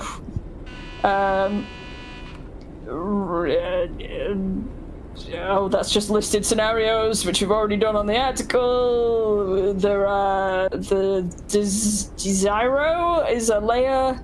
Oh, one thing to mention is that I'm not sure if you've seen this, Dominik, but we had somebody called Matty in the Discord also wrote up a check signaling system guide, which I will send you separately as well, which we said we would mention, that they'd written that up in the Discord, so we can have a check through that as well and just make sure that that's all good to go, and then we'll probably look to include that in some of our spaces as well, and maybe share it in the description of the YouTube video. That's really cool, because it took a lot of work from me and made my life a lot easier. That's really, really good to hear. They would love to hear that. I'd sent them a message earlier. They didn't get back to me in time, so I hope it's okay that I've given you that information. But they did share it on the Dovetail Discord publicly, so they said that they'd worked on that, and they've put a lot of work into it, and it's very cool. So we'll include that in the description for this video. Yeah, that's really cool. This guide, yeah. Awesome, fantastic. That's it's. We saw it, and we literally just went, oh my god, that must have taken so much work. Yeah. Like, we're planning to do exactly this, but if somebody else did that, then I think, yeah, it's really cool, and thanks a lot. We could put this into the onto launch day. When we put launch day comms out as well, we can include it there as well. If both the person that wrote it and you would be happy with us to do that as well. Obviously, this is a brand new country as well, with new signalling and new safety systems, which have been previewed tonight as well. So we're really, really excited for people to get their hands on this. Really, really excited. It looks like everybody else is as well. There's been a lot of people going, I need it now! But you only have to wait a week. A week, that's nothing. This is nothing. A week will go so quickly. Don't wish your lives away. Get excited for it, get hyped, and then wait a week. But otherwise, that is everything. Dominik, have you enjoyed your debut live stream with us? Oh, yeah, it was a cool experience. We didn't frighten you too much? Oh, just a little bit. Okay, alright. Well, Matt, we frightened him a little bit. Was it me? Wait. Was it just me that frightened you a little bit, or was it Matt as well? No, it's like the fact knowing that I absolutely don't know how many people are looking at this and hearing my bad pronunciation in English, and oh my god. It's alright, we shared some bad pronunciation in your language as well, so it's all good. Also, your English has been spot on. It's been brilliant, actually. Spot on. Your English has definitely been better than our Czech. I don't think there's any doubt there. Yeah, I chickened out. I didn't say hello. I said to Dominik earlier, Matt, I said, you know what? I learned how to say hello in Czech, and then chickened out. Completely chickened out. So we need to hear it now. We're going to end this stream with hello.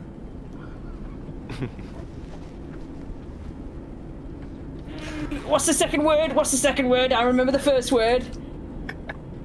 Okay. I remember. Okay. Dobrý den? Dobrý den. That's it. Hey, that's brilliant. That sounds perfect. Dobrý den? Was it spot on? Was it pretty good? Yeah, it's really good. Yes! For once, I didn't get an answer that was, yeah, that was okay. Yes! Day made. Okay, well, it's been lovely having you on, Dominik. It's been absolutely fantastic. You've obviously, there's been so much love has gone into this route, and I think that's it's very, very plain to see. It looks incredible. I'm so excited for this to come out next week. I know that you will be reading feedback. I will be reading feedback and logging any tickets we might need. Very, very excitedly. I'll be waiting. But other than that, oh no, please continue. What were you gonna say? Like me and the team, I think we are the ones who are most looking forward to release of the road, because I said to my team that once we release it, we would have like a month, 3 months of the train simulator. You know what? We're very excited. I can imagine that you are definitely the most excited. This is a really big deal. Really big deal. And just huge thank you and huge well done. I shall echo that very much. So just congratulations to you and the team. This is a significant piece of work. Well done. Yeah, thanks a lot. I just hope players would like it as much as we do. Oh, I'm sure they will. They've reacted very positively in the chat this evening. At no point have we had negative feedback. Cool. Yes, we might have had constructive, but it's actually I don't think I've seen anything that's. I don't think I've seen anything. Constructive is great. I don't think I've actually seen any constructive. I'm a little bit worried about the community, I'll be honest with you. I'm sure it's completely fine. I'm sure they're fine. Okay, so that is all from us. I'll ask the last question of the night, Matt. What have you enjoyed most about the live stream tonight? It's my little question. This is probably one of the best night experiences I've seen in the game to date. So, yeah, well done. Nighttime is hard to get right, and this is beautiful. Night Drive is Matt's favourite. Okay. Okay, that is everything from ourselves. I don't know why I'm looking into the camera. Nobody can see me. That is everything from us. We'll tell you that we're waving. So that is everything from us. I hope everybody had a great evening. If you're catching up with us, I hope you have had a great watch. Feedback threads will be out on the forums during on launch, so you can keep your eye out for those next Tuesday when it launches. But for now, we will see you again very soon. In fact, we'll see you. There was one bit of admin I forgot to do. And that is that we will see you again on the 5th of March. We will see you again on the 5th of March for the 145 preview stream. Not to do that bit, but now it's been added. There you go. Well, that's Thursday. So Matt, we'll see you again on Thursday. But from at least myself and Dominic, and for now, Matt, that is us done. Awesome. Have a lovely evening. Good night, everyone. Bye. We're waving. Bye. Bye.